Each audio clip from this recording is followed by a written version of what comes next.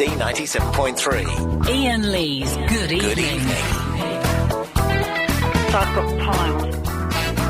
You've got to tell me what sort of dog. Are you a bit over the top? Truthfully, it gets up my nose. Why didn't Archie get on the show last night? Because I saw him phone up and I heard him on Clive Bull, but he didn't get on. Oh, he didn't want to go on. What was he phoning up for? Hey, I tell you what, I was listening to Clive Bull last night. Excellent show. You know, I'm genuinely a big fan of Clive Bull. That isn't the kind of radio rubbish some people spout when they pretend they're... listening to Clive Bull, Sheila from Cockfosters phoned up and slagged me off. And Archie slagged me off. Both slagged me off. What have I done? Slagged you off for what? Well, Sheila slagged me off. I think Sheila's jealous because I didn't invite her into the studio on the last day of the last show. I think that's what it is. But she criticised me for cutting her off, for continually... Nick Ferris doesn't cut me off! So she had a real bit of a dig. And Archie, I think, was having a bit of a dig. I wasn't, you know... I was sobbing at the Sheila thing, to be honest. I don't know. Right, well, what have we got today, London? I'll tell you, lots of stuff. It's Uno special today. Now, if you've got a pack of Uno cards, get them, and we'll play it live on the air later on. There's no prizes. Or maybe there'll be a prize. There's a prize. There's a prize. And I'm going to teach Chris how to play it. It is, I spent my New Year... I was in bed by 11:30 on New Year's Eve. I'm not a fan. But I spent my New Year's Eve rediscovering the magic of the card game that is Uno. So I watched the Japanese horror film. I watched The Ring. Not as good as I remember it, The Ring. I was a bit disappointed with it second time round.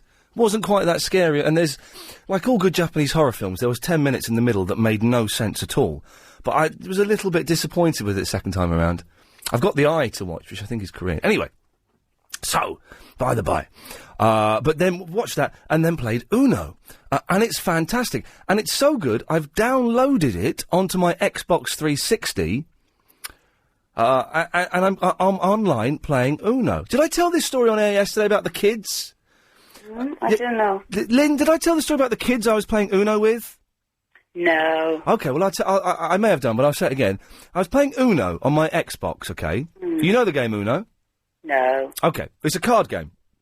And you play it on the Xbox. And on the Xbox, do you know what an Xbox is? No, not really. Okay, well, okay. Anyway, on the Xbox you have a camera, which means you can see the other people you are playing. Now, I was playing against a guy in Greece and a guy in America. What, real life? You can see them? Real life. Yes, you could see them. What, the real person or something you make up? Like you put a moustache on it? Put a moustache on what? Well, you know, my son, he's only 7 and he can create human beings now. He can do what? He can create human beings. He can put moustaches Well, they do grow up very quickly these days, don't they? I blame the water. Anyway. Well, there you go. So I was playing... What do you mean the wall stuff? How dare you? The water! Oh, the water! Yes, I agree with you. Anyway, go on. Thank you. So I was playing a gentleman in Greece, a gentleman in America, and 3... 14, 15-year-old lads in England. And I could see them. Wow. Now, the lads in England were drinking boozy beer. And they were very, very drunk, And they were shouting obscenities, and I was putting my eye up to the camera so they just saw a big close of my eye, and I'm going, I'm watching you. Doing that kind of stuff. No, yes. Threatening. Well, no, that's not threatening, Lynn. That's warning. So I'm doing that. Anyway, one of these young lads, and this is absolutely true, and I do not condone this, decided to get his winky out. No. And as boys do. I remember being a young lad, and I was always getting it out and just waving it around. I don't know why. Why? Girls don't wave their privates around. No, but I think it is. If you get 3 men... Because it's outside. We don't have it outside, do we, girls? If you get 3 men between the age of 14 and 25... They get it out, don't they? Well, they get it. If you get 3 men of the same age in a room together, they'll either get it out or they'll start pretending that they're having homosexual sex. But it's a fact. I think that's kind of sad in a way. They've got to be loved more. Yeah, well, it is kind of sad, perhaps. You know, the mums have to look after those boys better. Yes. Well, they should. Anyway. Rude. It's very rude. Anyway, so these boys got their ding-dangs out and waved them at the camera. Yeah. And then do you know what they said to me? No, what? They said, shut up, you're well gay. I said... But that's a compliment now. Well, if they call you gay now, it's a compliment. Is it? Yeah. Well, but the thing is, it wasn't My me. My son is 7 years old. I'm a very old person myself, but I've got a 7-year-old kid. How old are you?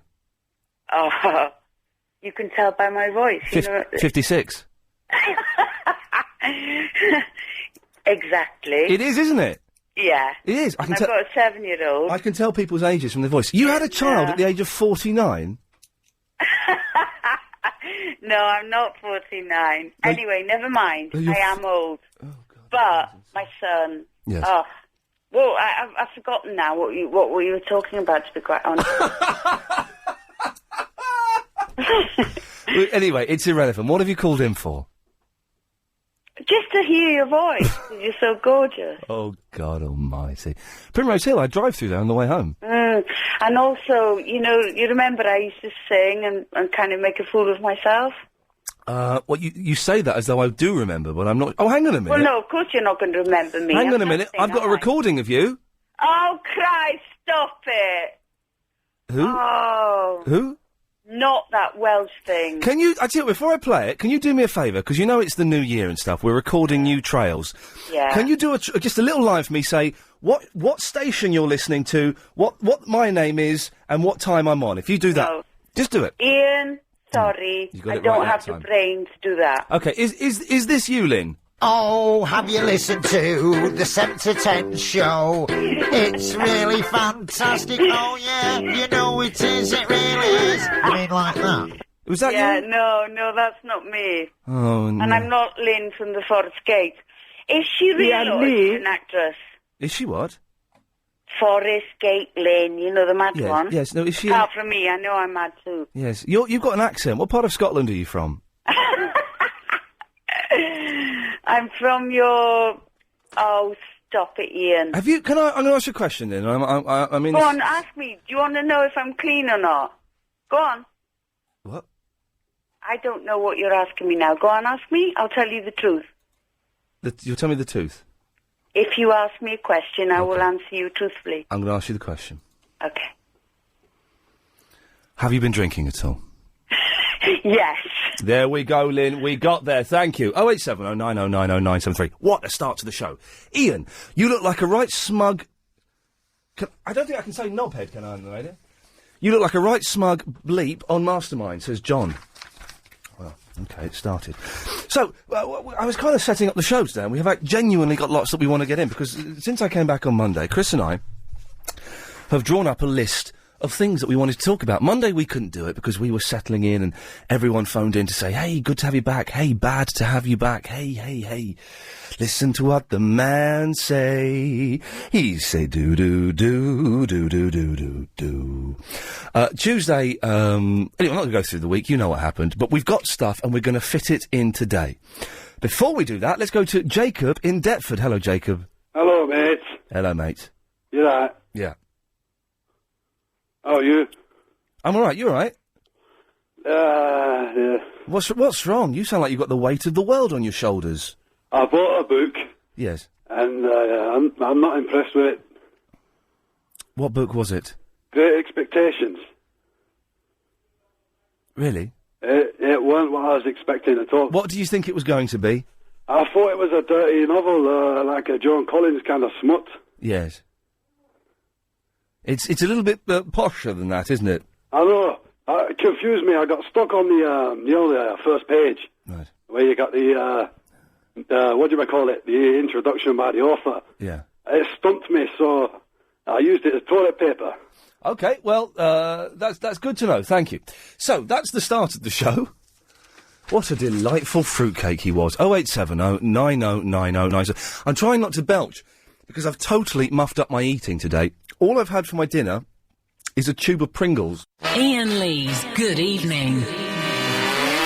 Why do some girls wear bras in bed? This is a strange thing. I've not been in bed with many ladies. I feel I have to say something here. Please do. They? Yeah, they do, Helen. Who? Some girls wear their brasiers in the bed, and I'm not going to make it sound like I've slept with loads of girls. I haven't, but I've shared beds with girls, top and tail and stuff like that.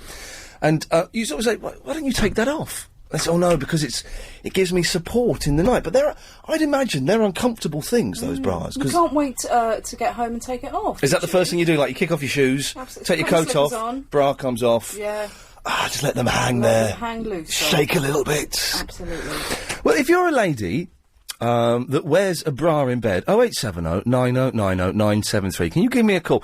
Now, I've mentioned that Helen was surprised there. Lucy was surprised the other day, wasn't she, in the office when we mentioned it to her? Yeah. Have you still got a recording of that conversation? Yeah. Nice one. I have it on CD. It just struck me as odd. And there was a girl that I was going out with once who insisted on doing it. I just said, "What? How can you be comfortable wearing a bra in bed?" Because, and this was like, it's got wires. And why are most bras, even the bras that are supposed to be really... What's the shop that does, supposed to do like really sexy underwear? The Secrets. Victoria's Secrets. They do it in films as well. Those do what? Wear bras. Listen, only speak if you're going to add something to what I'm saying, all right? We've got to finish off your rubbish spelling game later on as well, which was a disaster, but legally we have to finish it off. They do it in films so you can't see their knockers. That's what that's about. But bras are not sexy. And Victoria's Secrets, that's about, it's really sexy underwear. Oh, it's the... I've been in Victoria's Secrets thinking, well, let's get something. Let's go crazy. It costs about £100 for a pair of pants or a bra, and it's not sexy. It's all just colourful. Oh, it's weird. Weird.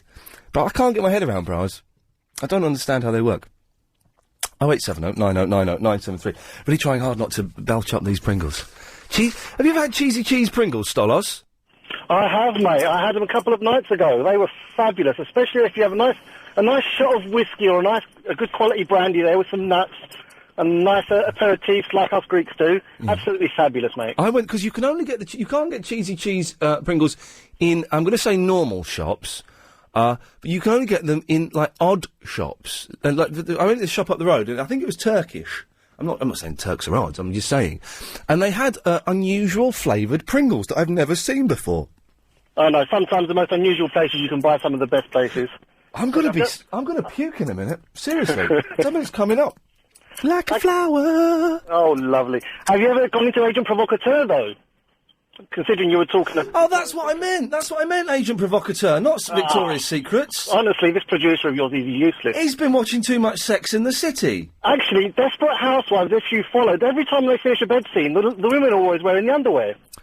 I do like a nice pair... Let's not get too carried away with the sleazy element of it here, for goodness sake. But yes, Agent Provocateur, that's what I meant, because I don't think that underwear's sexy. It's too complicated. It's on to come off. Well, it's just too intricate and it's too over-designed. There's nothing sexier than just like a nice pair of white cotton pants on a lady. Playing Uno, normal playing Uno. Thank you. Absolutely fabulous. I was playing with my girls over Christmas with family and friends, and you're waiting for the moment where all those cards spill out, and it always has to happen to be the father who always gets the worst of it, so the youngest can always win. In your rules of Uno, if I laid down a +4, could you lay down a +4 on top of it? Well, it all depends. The rules are normally laid out by the children, and you have to go by their rules. Right, okay. Isn't it? But it's still fun, though, isn't it? It's the most addictive game ever. I'd imagine it's more addictive than heroin, not that I've ever tried it. Although, hey, New Year next year, I don't know what's going to happen. I didn't expect to play Uno, so that's kind of...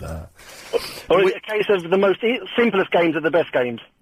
No, because noughts and crosses is rubbish. Even sometimes you get bored. You with some stuff.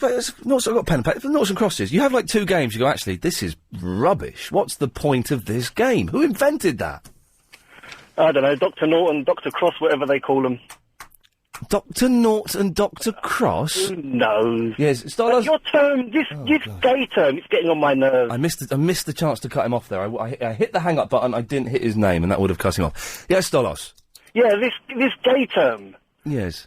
My 14-year-old, every so often, that's so gay, that's so gay. Yes. It gets to the point that you can't take it anymore. Why? Why has this been introduced into our normal everyday language? Well, you're saying they've stolen our word? Well, they're using it more and more. But the thing is, gay doesn't mean homosexual anymore. Gay means rubbish. or as it used to be, being happy and jolly. Well, it went through a phase, and this is why our language is so fantastic, because it can evolve and change. Yes, gay meant happy and jolly, then it meant homosexual, and now it means rubbish. Does that mean all gays are rubbish? Well, no, steady on. No, of course it doesn't mean that. No. You're being deliberately obtuse and not funny, Stolos. So that's why I used the opportunity to cut you off. It's just the way the language has evolved. But it's odd that it has evolved that way. It's almost a serious topical debate we're doing. Veronica! Hello there. Yes, hello. Hello, Ian. I've never phoned you before, but I just want some advice, actually. Okay, yes. Well, first of all, I'd just like to say I don't wear my bra in bed. Good. It's weird. It's a strange thing for girls to do. No, they're a bunch of weirdos if they do. Your accent's so strong, I didn't understand what you said, but... I said they're a bunch of weirdos if they do. are. By the way, if you want subtitles, press your red buttons now. Okay, Veronica, what have you got? Fair. Yes, I really Most am people lost say here. that I've got a lovely accent, actually. Huh? Nothing. You need a translator? It's about 3:15, I think. Right, let's come on then. Listen, I need some advice. I will- My son, who's 15 years of age, Yes. has got a hero. It's not you. Oh, It's some guy who phones up your radio station, and he's on MySpace, and there's a picture of you with this guy. He's got like an Indian sounding name. But Verinda? Verinda, that's it. Now, how reliable is Verinda at giving information or giving advice? Because my boy's been asking for advice from Verinda on MySpace, and I'm like, Waterloo! I was defeated and you won the war! That's the person. Is that him? Yes. Is that well, shall we call him up and find out? Yeah, go on, get him on the phone. I've got that number there, but that doesn't look like his, oh, well, let's call it up. Hang on a second. And then I need to... It seems to be a bit of a cult following, really. Hang on, I've muffed it up. Hang on a minute. Let's try it again. Oh, what have I done here? I've muffed up the phones. Hang on, don't panic, Mr. Mannering, don't panic. All right, here we go, right. Yes, he has... But your son is obsessed with Verinda. Yeah, he doesn't. He just thinks his son shines out of his you-know-what. And he keeps going on and on and on about him and saying, you know... Is there some stupid kid who doesn't know what he's talking about? Oh, it's engaged now, look. And I think he's passed all his details on MySpace on his mate. Here we go. Oh. Hello? Hello, this is Iain Lee on LBC 97.3. We're on the radio. Is Verinda there, please? Sorry? Is Verinda there, please? Yeah? Thank you. Okay, in a minute. Thank you. Hello? Is that Verinda? Hello, Verinda? Yeah. It's Iain, you're on the radio. Okay. Veronica wants a word with you. Hold on. What? Hi, Verinda, you still there? Sorry? Hello? Hi, Verinda, it's Veronica here. Can you hear me? Yeah. Listen, my son's really obsessed with you. You've got a thing in MySpace, and he's been asking you for advice and asking you about what to do about girlfriends that are annoying him. And I just wanted to find out from Iain Lee sort of how reliable your advice was. You know, are you a sensible type? Are you quite good at giving advice? What I really want to know is, why did you ring me up? We've rung you up, Verinda, so that Veronica can check out if the advice you're giving her son is worthwhile. Yeah, couldn't you ring my mobile up? I haven't got it. This is the number that's on my screen. Oh. Okay. Well, oh, God. Are you still there? Yeah. Are you saying as if you get the hump? Yeah, what have you got the hump for? All right, yeah, okay, carry on. No, what have you got all mardy for? No, but don't worry. Is you embarrassed because your mum knows that you're a radio star now? Yeah. She didn't know? No. Okay, well, we can change that. Veronica, he's absolutely no use whatsoever, I'm afraid. I can only apologise. Iain Lee's Good Evening. Christopher, we're back on the air. Thank you for that. Good lad. There we go. That was my first break buddy. It's Christopher in Berkhamsted, who was a very nice fellow. Without giving away too much, he's got the hots for Nick Ferrari, and that's probably all I can say, because the rest of the conversation was, phew, strictly XXX rated. We'll do that again later on. That was fun, wasn't it? I need to get no break, though, Chris. The break buddy. Okay, so 08709090973 if you want. Can I just take a couple of these? Let me just take this. Line 9, you're on the wireless. Hello? Hello, you're on the air. Yeah. I was wondering if, my name's Joe. Yes? and I was wondering if I could speak to Verinda, because I'm Veronica's son. No, you're not. I am. Okay, where's your mum from? Scotland. Which part? Glasgow. You made that up, didn't you? No. Yeah, okay, what was her phone number? What one? Give me the first... Hang on a second, I can do this, actually. Oh, how do I make that happen? Hang on a minute. What's wrong with this computer? This computer's going... Yeah, I know, I'm just trying to get down there. Okay. Oh, is it? Okay, give me the last digit of her phone number. It was her mobile. Mobile? Yeah. The last digit? Yeah, don't tell me the whole phone number. Just tell me the last digit of her phone number. Okay, hold on. Alright, ready? Yeah. Okay. 2. Okay, what's the digit before that? 6. All right, okay, well, it is her son. It's me. All right, I believe you now. What? Well, Verinda's not calling in. Oh, he's my best friend as well. Can I clear a couple of these? I'm going to get rid of that one, I'm going to get rid of that one, and I'm going to get rid of that one. If he calls in the next minute or so, I'll put you through to him. But why are you obsessed with him when the kid is obviously an idiot? Because he's so funny. What's funny? All right, what's funny about this? Men are sexy. Well, what's funny about this? What the hell are you doing now? Okay, hang on. I think he's calling through. Here we go. Oh my God. Verinda, what's your name again, young man? Yes, Verinda. Yeah, Verinda, you're through to Joe. Hi. Hi, Joe. Hi. I'm your fan. All right. Hero. What do you want? Yeah, I was wondering about girls, innit? What about girls? I want you to help me. Okay. Because you got great advice. I have. Yeah. Yeah. Yeah, there's this girl I really like. All right, what's her name? It's called Hannah. Okay. Yeah? Yeah. And what should I do? Because I don't think she likes me that well.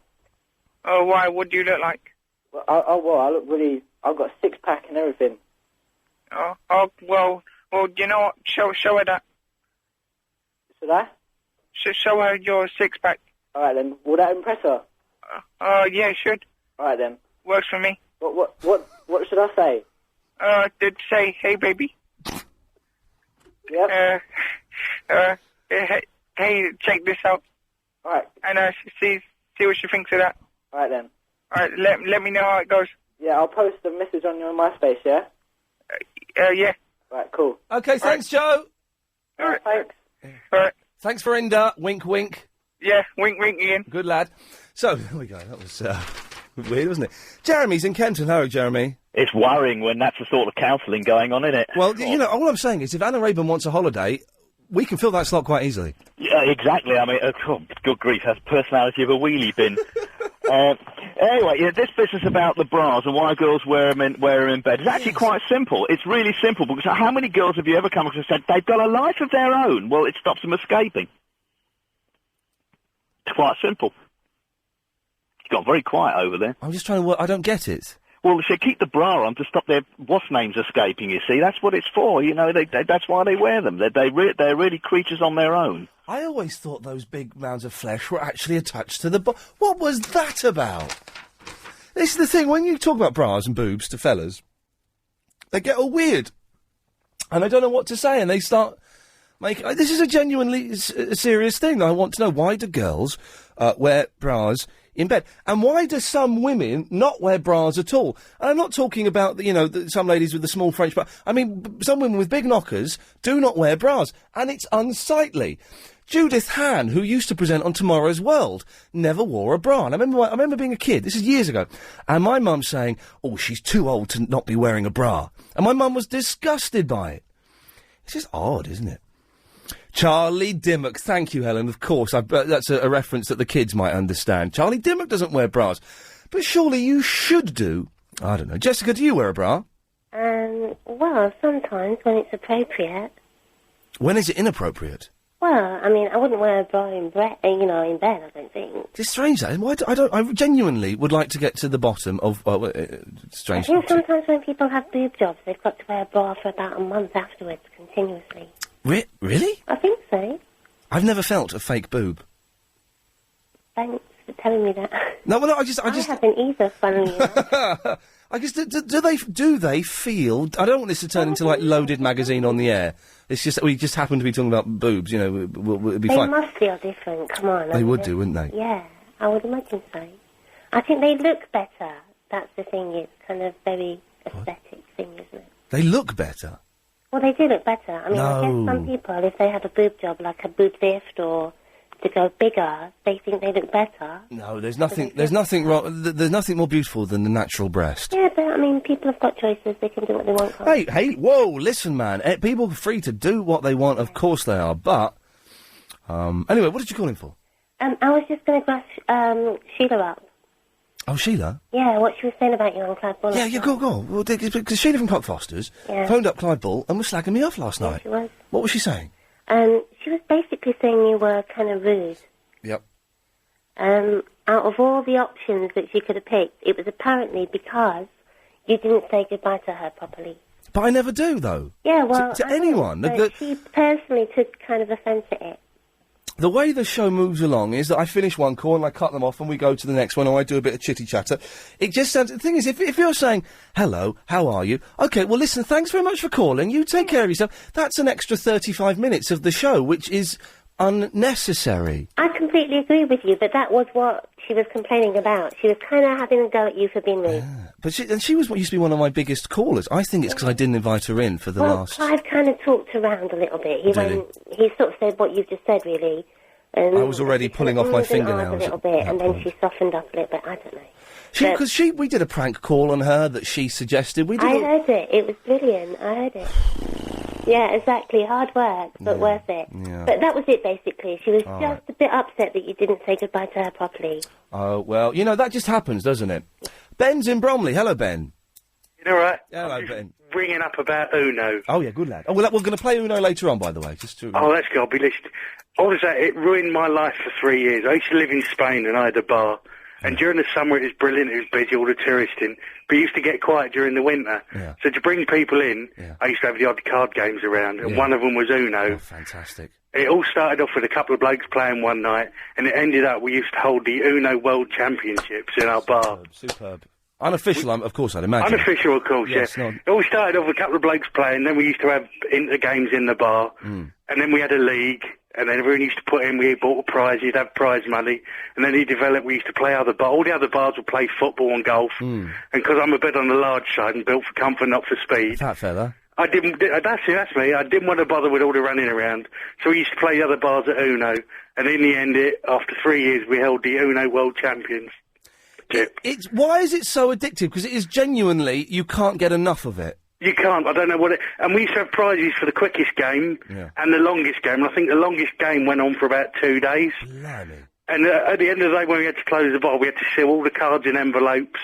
And everyone had to come back in the next day and unseal them and carry on playing again. Now, the correct way of playing it is that when someone has put their final card down, you're supposed to add up the total of all the other cards. I can't be bothered with doing that. No, we in the end, it used to take too long, so we used to say 10 points to whoever finished first. Yeah. 5 for the next until it went down to 1. At the end of the night, you'd add it all up, and then we had a league table of who got points and this, that, and the other. Anyway, 3 years, we called it a day, and then we got into that other game with Rummy Cub. Rummy We had the little tiles with the numbers on. Rummy Cub? Yeah. You've made that up. I haven't made it up. No, there's 2 versions. There was one with little numbers on, and you had to have, 2, 3, 4 all in the same colours or different colours. Yeah. And they also had a word version as well. And after a year of that, it got too much, so we dumped the games and the World Championships and everything. Are you thinking of Yahtzee? No, not Yahtzee. It was called Rummy Cub. Rummy Cub? This guy's insane. If you Google it or look, you'll come up with it. There was a word version and a number version. Ben, maybe we'll have a Rummy Cub night. I'm thinking we should make Thursday game night, and we should all bring in games and play them and stuff. Why not? I bet it's a slow night Thursday evenings for calls because you've got EastEnders and other programmes that are on television. All the TV channels are still on at the moment, which is incredible. Alison is in Wandsworth. Hello. Hello, Alison.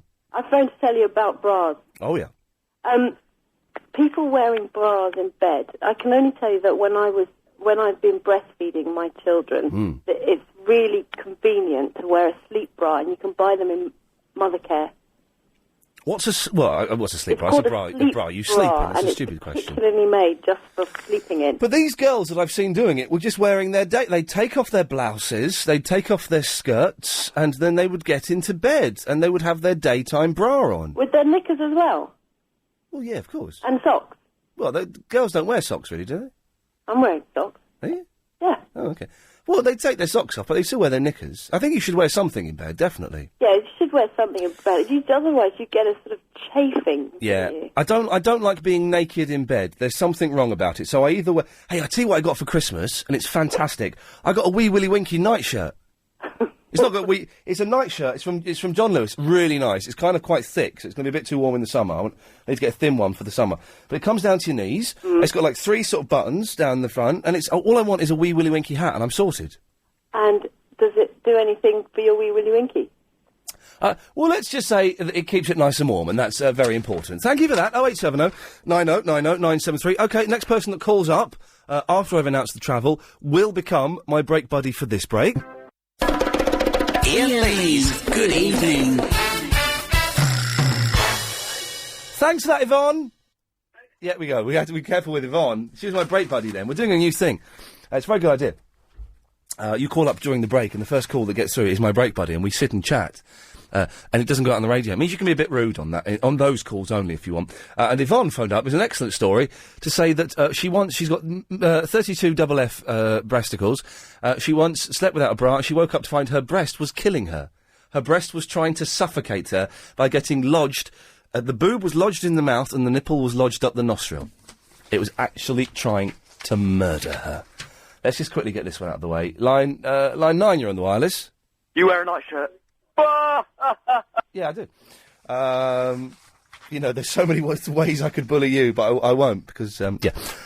Gary! Hello there. Oh, God. Hello, wise old man. Uno cards at the ready. Yeah. Oh, do you want to play Uno now? Yeah, go on. Well, the thing is, I'll get my cards. Well, it's a bit hard to play. I don't know. On the radio. Cards out my bag. Okay. Shall I fill? I think... Oh, hang on. Hang on. Okay. Aha! Uno!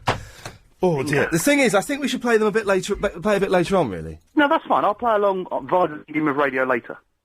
Yes, because I want to get Chris in the studio, because I want Chris to play. You've got to teach him. Yeah, it's an easy game to pick up, isn't it? Yeah. Rummy Cup does exist. What is Rummy Cup? I've never played it, but I have seen it. It does exist. Games were crap in the old days, weren't they? Things like Yahtzee. I know. I've got Yahtzee, but we've got no more scoring sheets. Because there was number Yahtzee and word Yahtzee. I've only got the number one. I don't remember what you do with it. Do you remember Boggle? Yeah, that was weird as well. There's a brilliant episode of King of the Hill where Peggy goes to the World Boggle Championships.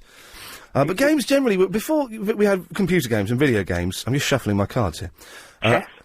Oh, chess is good. I still like a bit of chess. Someone is trying to teach me backgammon. Oh, yeah. But I can't. I tell you what I played on, you know, Skype? Which is the phone thing. You make free internet phone calls, which is brilliant. I love it. Yeah. But you can download a load of add-ons there, including Chinese checkers. And I remember that being brilliant, but it's rubbish. But you can also download, on Skype, a lie detector. What? So you can talk to someone, and it will tell you if they're lying or not. You should do that on the show. We should do. I don't know how you could hook it up to Chris. What, hook Chris up to the lie detector? Yeah. Yeah, we could do. Is the next call funny? Lie or not? Yes. Oh, hang on a minute. I'm just going through these emails.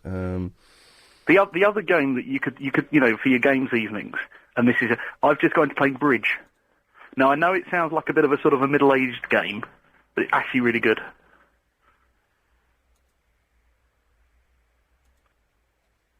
It is. Sorry, I wasn't listening. What did you say? No, it's okay. I've just got into playing bridge. Right. On that's the one with the that's the thing with the matchsticks. No. Oh. No, I don't know what that one is. Bridge is where you bid and you get points and... Well, what's the one with the little board that's got... You put matches in and you've got... Cribbage. Oh, cribbage, yeah. I've got that. I've got my own cribbage board. Oh, you say that as though that's something to be proud of, Gary. It makes you sound sad. I am sad. Good lad. Yeah, you've got written by your name survey. Have I? Yes. No, why? Well, I don't know. Do you want to... hang up. No, sorry. When you were talking about bras, one thing we did, or one of my mates did, was he used to take a survey of girls in the pub about whether they were matching the bras and the knickers. I don't think girls generally do that anymore, do they? No, it was 50% do, 50% don't. Wow, okay, 50-50. How many girls did he ask, too? I think it was about 8. Okay. Well, Gary... But he then did it in other pubs, apparently. I wasn't with him all the time. Oh, that's just sleazy. That's just pervy, asking girls about that kind of stuff. I wouldn't do that. Standard Man! Standard! Evening Standard Classified News. If you want to have fun without leaving home, tune in to Iain Lee, LBC 97.3, and the fun is guaranteed. It's a bit flat tonight, though, isn't it, Standard Man? Is it, Ian? I'm sorry about that. I don't think so. It's good. I think it's going to take a while for people to get used to the timing. I think it might do, because everyone's expecting quiz questions at the moment, so maybe it will take a little while, and I need to get back up to speed as well. There's a few of you regulars not calling in. Yeah, I think we haven't had Graham call in for a while. That's right. I haven't heard Philip either. Oh, Philip in South Norwood? Yeah, I haven't heard him. OK, well, hopefully they'll call. Good to have you on board, though, Standard Man. I will be listening all the time. I enjoy the show. Good lad. We like him. Oh, here's a regular. It's Arab. Yes, bro. Yes, brav. I'm on the road. Nice one. Is it a clear line? Is what a clear line? The line. Yeah, it's clear. You can hear me. I'll call up for my, my slot. Oh, this is your, cultural slot? Yeah, cultural London. This is, Arab's Cultural London. Do you want to do it now? Yeah, I can do, yeah. Or do you want to do it later? I just wanted to talk to you. I could do it a bit, but I don't like it because, Chris takes ages to call me back. Well, so what are you saying? Do you want to do it now? I think you should have Triple M. Well, no, hang on. Where's this conversation going? It's going to go by cultural night. Right. So, what? No, hang on. What have you called in to talk about? Are you crying? What's wrong? Wait. Has something happened? No, nothing like that. Right, it's my cultural London. No, hang on. I'm sorry. No, but you've got Am I sacked? No, you're not sacked. But I've got to go to a break in a minute, so we haven't got time to do it now. Right, how about, hang on. Okay. I got no credit to call you back. But no, we'd call you back. No, but you won't call me back if I don't call you up first. How about if I call you straight after 8 o'clock? Yeah. And I will call you personally. What's wrong? Are you Is he crying? This is Arab signing off until 8 o'clock. What? Are you going to call me back? Oh, I thought you'd signed off. Yeah, but you got... Are you going to sign on after 8? 10-4. Big buddy. A car giant. Giant choice. Giant savings. Iain Lee's Good Evening. Yes, Sue. Hi, Ian. You're asking about Rummikub. Yes. As a game played by many people, actually, that I know. Did you ever play Kaluki? No, I've never. Kaluki. Well, it's basically. I know I'm going to sound really old now, but it's a game using counters. Right. and all you're doing is you're making up sets of, it's like a card game. Like, you know how you make up like a full house, and you make up sets 1, 2, 3, 4, 5 in one colour, or runs and sets like 3 3s or 4 3s. Do you know what I mean? No. But it's used with counters. You've got counters like the counters are. It looks like you're playing Scrabble, right? Yeah. But they're bigger counters. Yeah. And what? But it's played like a. This is Kaluki. Game. It's played very similar to Kaluki. Right.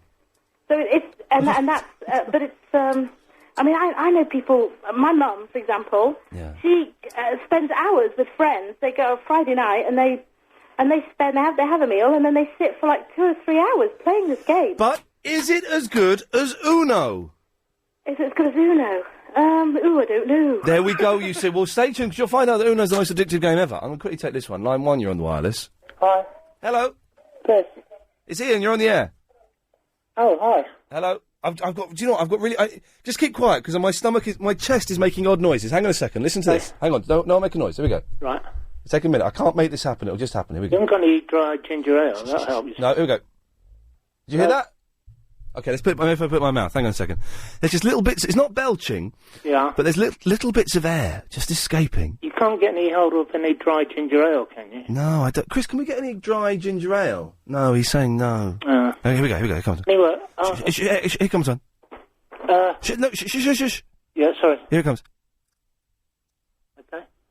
Hang on. Here it comes, it's coming. Did you hear that? Did you hear that? Oh, you didn't hear... Did you hear that, Mark? Oh, I didn't actually. I bet if you're listening on DAB you can hear it. I can hear it in my headphones. All right. Anyway, what do you want? Well, just to start off, your show's getting better by the day. Thank you. And I don't think you should have been nervous. In fact, you should have been quite proud that they've put you on at this time of night. Yes, I did. They've probably got confidence on you. It shows that they don't mind what I say because everyone's watching soaps, which is great. It's But, great. No, it's I good must to tell be you here. about this game. Yes. It's a Chinese game.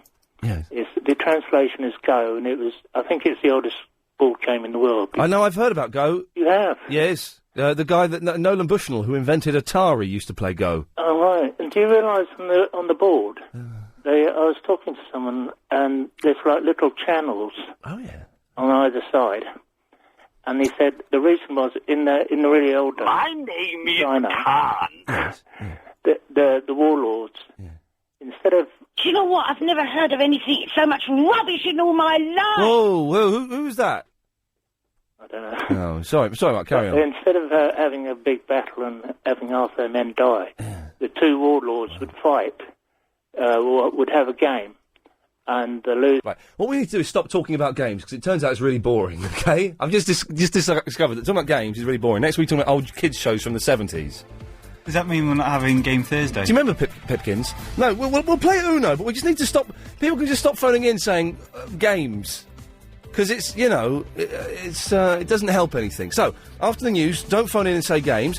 We're going to call Arab back and have Arab's Cultural London. We've also got Mr. Andrew, who wants me to give him a PC, and the trailer that's still banned. A trail for this show we're not allowed to play during other shows because it's too offensive. All of that coming up after the news.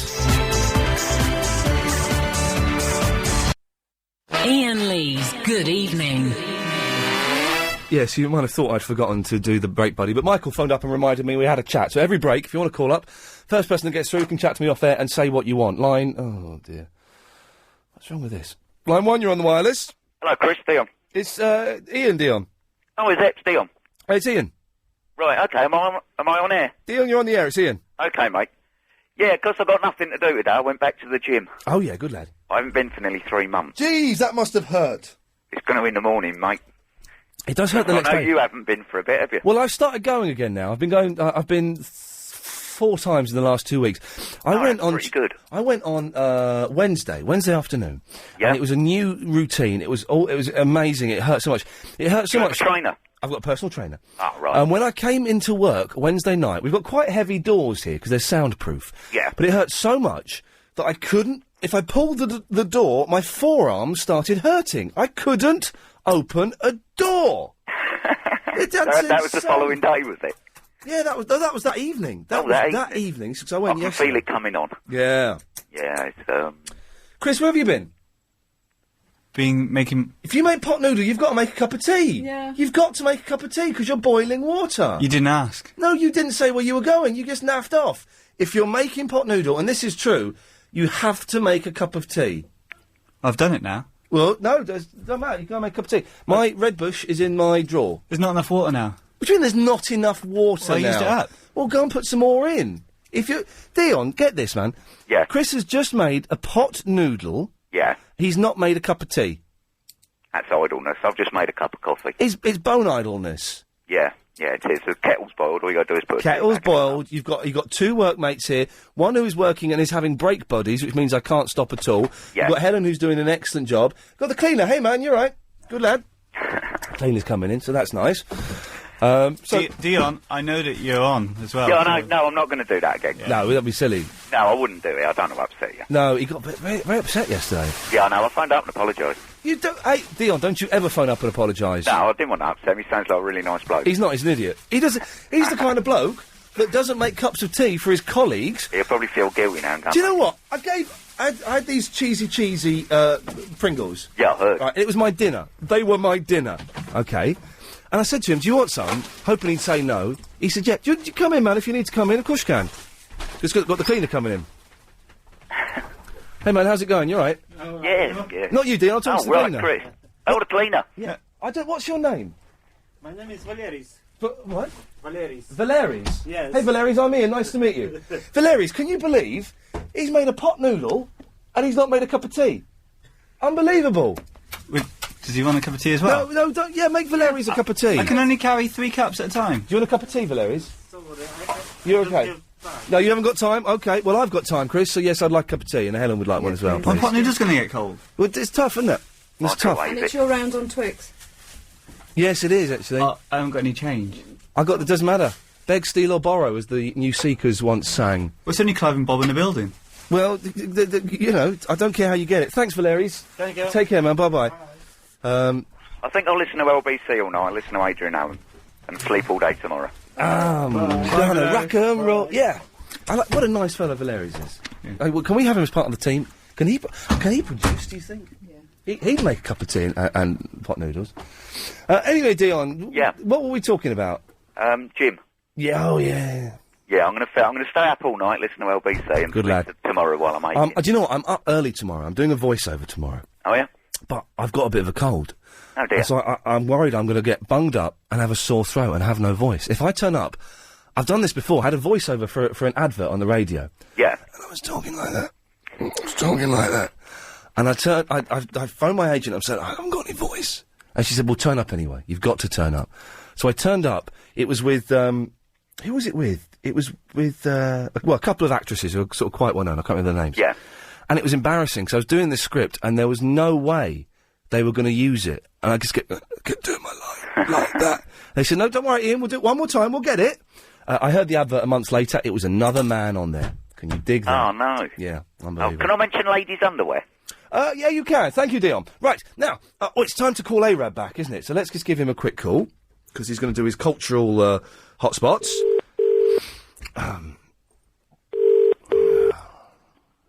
Hello? Is that Arab? Hang on. What are you doing? Hello? Is that Arab? Yeah. What are you doing? I was on the road. I really need to go to the toilet. Okay. Well, it's time. You're on the radio. It's time for your cultural London. Here we go. Let's have the Burley down nice and low. Today, I had to, I was going to go into London for my day 2 of my cultural London. But I didn't get a chance to go today. But if you go to Hurley, they got like a cinema there. They got a bowling alley there. If you say you've got a date and you want to go out, then go to that place. And then there's also museums and other stuff in London. So go to them. And more information coming tomorrow to you. That's it.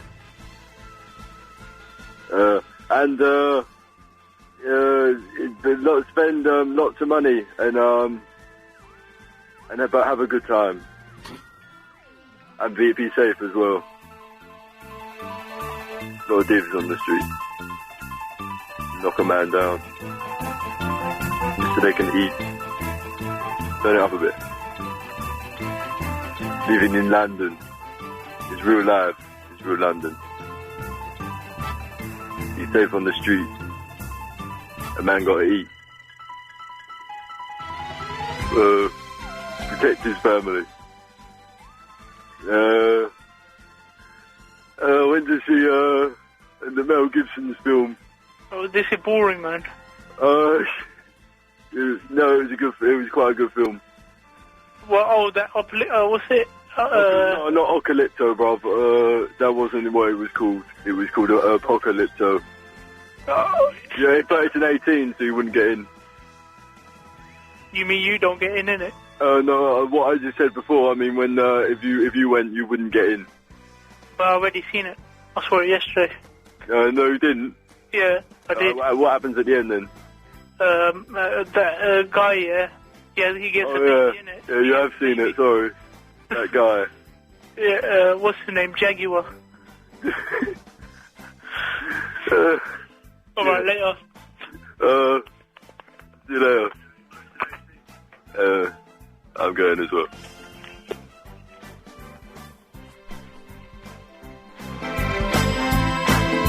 my God. Right. You've still got to listen. That seemed to fizzle out a How bit. do you play it? You got to turn the card over, innit? What? You've got to turn the card over and then you play... Angela, what are you talking about? Oh, sorry! Oh, I didn't know you were there! Well, yeah, because Arab's kind of cultural thing sort of... Sorry, just I was talking to my son. fizzled They out. want to play the Udio game. Oh, the what? What do you call those cards? Udio. Yu-Gi-Oh! What's Yu-Gi-Oh! Ludio? I don't know, those card things. What's Ludio? What's it called? Ludio? Yu-Gi-Oh! Yu-Gi-Oh! Yu-Gi-Oh! No! Yu-Gi-Oh! That's something completely different. That's like Pokemon. Oh! We're playing something different, are we? We're playing Uno.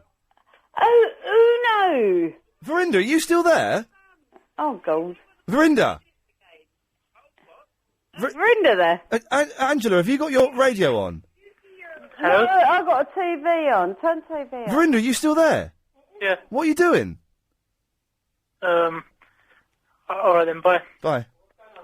Is he gone? Yeah, he's gone now. No, Yu-Gi-Oh! Is like Pokemon. Yeah, that's what I thought you were playing. No, we're playing Uno. Oh, God, okay, I got it all mixed up then. You sound like my Aunt Pat, but a bit more drunk.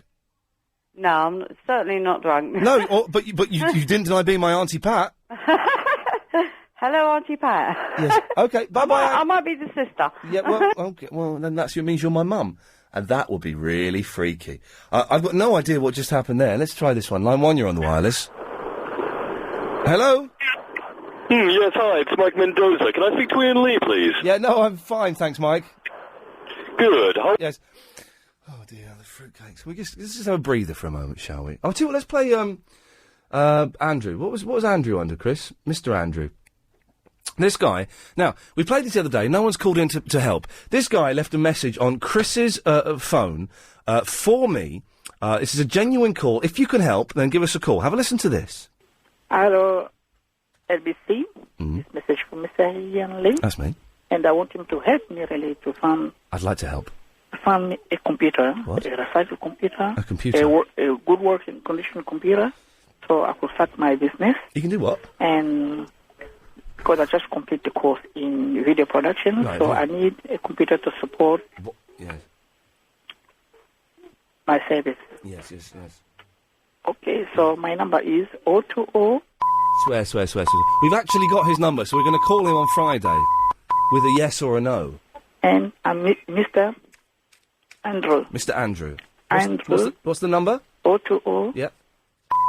So, we're going to call this dude up tomorrow. Now, if you've got a good working computer that we can give to Mr. Andrew... Do you know what? Actually, this is true. I chucked away a laptop the other day. I chucked it away. You know, because it's dead. I think it's... I've got a laptop, but the keypad doesn't work. Well, he wants a good working computer. Then he doesn't want Well, this we'll one. offer it to him. I chucked mine away because I think I blew it up. How? Well, the cable went, the power cable went. And then I bought a power cable. You enjoying your pot noodle? Because I'm not enjoying my tea because I ain't got one. So I bought like an adapter to plug into it off the internet. And I think it was the wrong one. I think I blew it up. I took the hard drive out, though, before I threw it away. Iain Lee's Good Evening. Water. Not enough water can fit in a kettle. You could have done it easily. You can't get 3 cups of water and a pot noodles worth of water in one kettle. So I've brought some chocolate biscuits in that I'm only giving to Helen now. Chris isn't getting. They're good, aren't they? Nice. Chocolate, what are they? Chocolate digestives. Do you like them, Chris? You ain't getting any. What? You might as well have just walked in with a cup of tea for yourself. That's and not said the same. That, I've made me a cup of tea. I'm not making a cup of tea for you two because I don't think you'll... How could you have... How have you got the gall? I'm seriously annoyed at this. How have you got the gall... By the way, thanks to... I think it was Alan who was my break buddy in that break. To walk in with a pot noodle and not have a... This is my dinner. So what? You could make us a cup... If I was going even to the sink, I would make a cup of tea. I would at least offer to make a cup of tea. Yeah.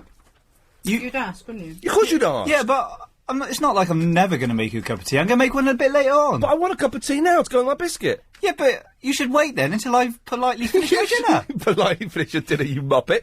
You shouldn't have made that dinner without making us a cup of tea. You won't go anywhere in this business. What?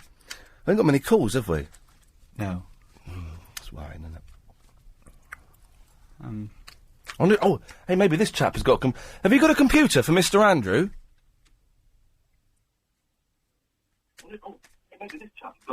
Have you got a computer for Mr. Andrew? Listen to the radio. No, mate. Okay, well, thanks for calling. Yeah. Oh, here we go. Let's try this one. Line 4, you're on the wireless. Is that Ian? You're on the air. Right. Did you find out what a Romany Rye was? What? A Romany Rye. What? There's nothing wrong with my eye. Although you're saying that, it's itchy Romany, now. I'm saying. Romany Rye. Turn your radio off. How many times? How many times did I have to tell you, yes? You don't have to tell me none, because I know. You turn it off. And I think you're very rude to Chris tonight about this pot noodle. What do you mean I'm rude? Seriously, I'm annoyed. He's made a pot noodle. What's the main ingredient in a pot noodle? Noodles. Wrong. What, then? Boiling water. What's the main ingredient? Yes, boiling water, but you don't put tea on top of noodles. What's the main ingredient? No wonder you suffer from indigestion. What's the main ingredient in a cup of tea? Tannin. No, hot water. Yeah. Yes. So, when you're boiling hot water for a pot noodle, you might as well boil some hot water for a cup of tea. And would you drink your cup of tea straight after your pot noodle? No, I'm not having a pot noodle. I'm not having a cup of tea either. Ah, well, he couldn't carry... he was saying he's having a pot noodle. Do you know what? I had a brilliant idea the other day. And this is genuinely a brilliant idea. It's an invention I'm going to make. What it is... No wonder you suffer from indigestion. It's because I have brilliant ideas. This is a brilliant idea I've got, a genuine idea. I'm going to get like a big sort of piece of plastic or wood, like it's completely flat, maybe with a sort of slightly raised edge all the way around it. And it's going to be about, I don't know, 12 inches long and about 8 inches wide. And I'm going to put things on there, and I'm going to call this a tray. A tray. And that means I can carry more than the two things that my hands would normally allow me to carry, because I can put them all on there. Yeah. Well, haven't they thought of that yet? There? Yes, they have! I'm being sarcastic! Oh, I see, I get you, yeah, well. And also, I know the word that you don't like 2 minutes so far. Oh, OK, go on. Oh, I know it now. Yeah. It begins with B and it ends in K. There we go, 2 minutes and, we'll say 8 seconds there. Fantastic. Thank you, Mary. You never, ever let us down. Antoine. Hey, how's it going? It's going very well. Now, your name is Antoine. I'm guessing it's spelled A-N-T-O-I-N-E? No, for some reason you just assume it's Antoine. It's Anton. A-N-T-O-N. Well, it says Antoine on my screen. Yeah, because the first time I called you, assumed it was Antoine, and then it stayed there, like. Oh, OK, we'll stick there again. Thank you, Antoine. All right, In fact, take off the second spelling, Chris. Let's just have him as Antoine. A-N-T-W-O-N. Fair enough. What can I do for you? Have you got a computer for Mr. Andrew? Well, I had an idea. It might be hard to get a whole computer, but if everyone gives, I'll give the main box. You're good. So I got that, and then someone else can give a screen, and someone else can give a keyboard, and we can put it together. You are excellent, Antoine. I just threw away some speakers for a computer as well the other day. I've got brand new speakers as well for it. What, really? Okay, Yeah. Okay, let's build a computer for Mr. Andrew. So tell me what you've got. What have you got?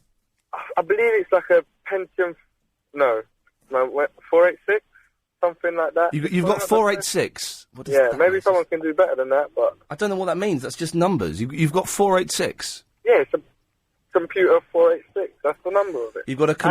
Advent, that's it. An Made by Advent? Oh, they're good. You well tell them. Yeah, they're good. Advent 486. Yeah, it was the first computer I had when I started using computers. So how long ago was that?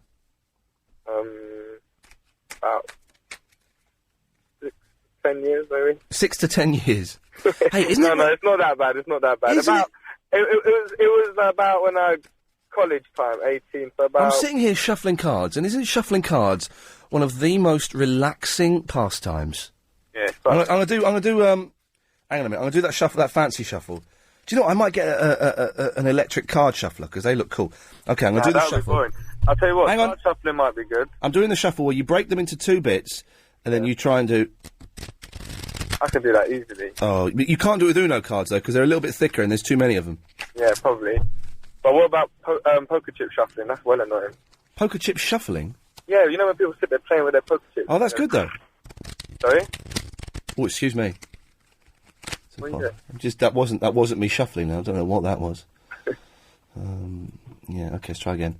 Right, so we're going to build a computer or what? Okay. Well, what you've got is an Advent 486. Well, I don't know what that is though. Is that like the computer? It's a computer. It's got Windows on it. You can do word processing. You can do emails. Yes. It's got a modem, but then you're going to have broadband probably anyway. Oh, I could chip in a wireless little router thing as well, so you can have wireless in this house as well. Okay, so you've got an Advent 486 and wireless. Yeah, and speakers, brand new. Speakers. Yeah. Okay. Groovy. The screen is probably going to be the hardest thing to get hold of. We'll just plug it into the telly, can't you?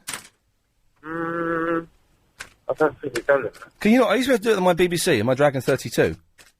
Yeah, but the TV's got to have the connection. Hey! Oh, listen. Right. Okay. Listen. This is really exciting. You know, there's the whole fuss about the new iPhone. Oh, iPhone. Oh, look. Aren't we clever? We've got an iPhone. And I was waiting. I need to get a new iPod, okay, or an MP3 player. And everyone was saying, Ian, hold off, man, because in January, Apple are going to announce their new iPod, and it's going to be like widescreen and touchscreen. Well, they didn't announce that. They've announced a phone. I don't want a poncy phone from Apple. They can stick that where the sun don't shine. No, what I want. And I've got the name wrong.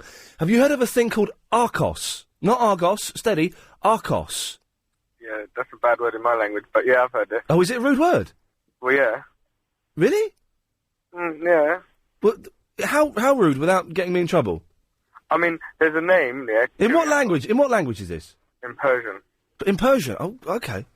Okay, I'm going to take you off air for 1 second, Antoine. I'm going to get you to tell Chris, okay? Stay there. Chris, find out. Because an Arcos is like a super slick MP3 player. It's stunning. It's very expensive. But it's stunning. And you can watch videos on it. It's widescreen. You can plug it into the TV and record TV programmes. So you can watch it on the tube the next day. But Antoine is telling me it's a swear, or he's telling Chris it's a swear word. Chris, can you whisper in my ear what it is? I'll go, turn my mic off just in case it bleeds over.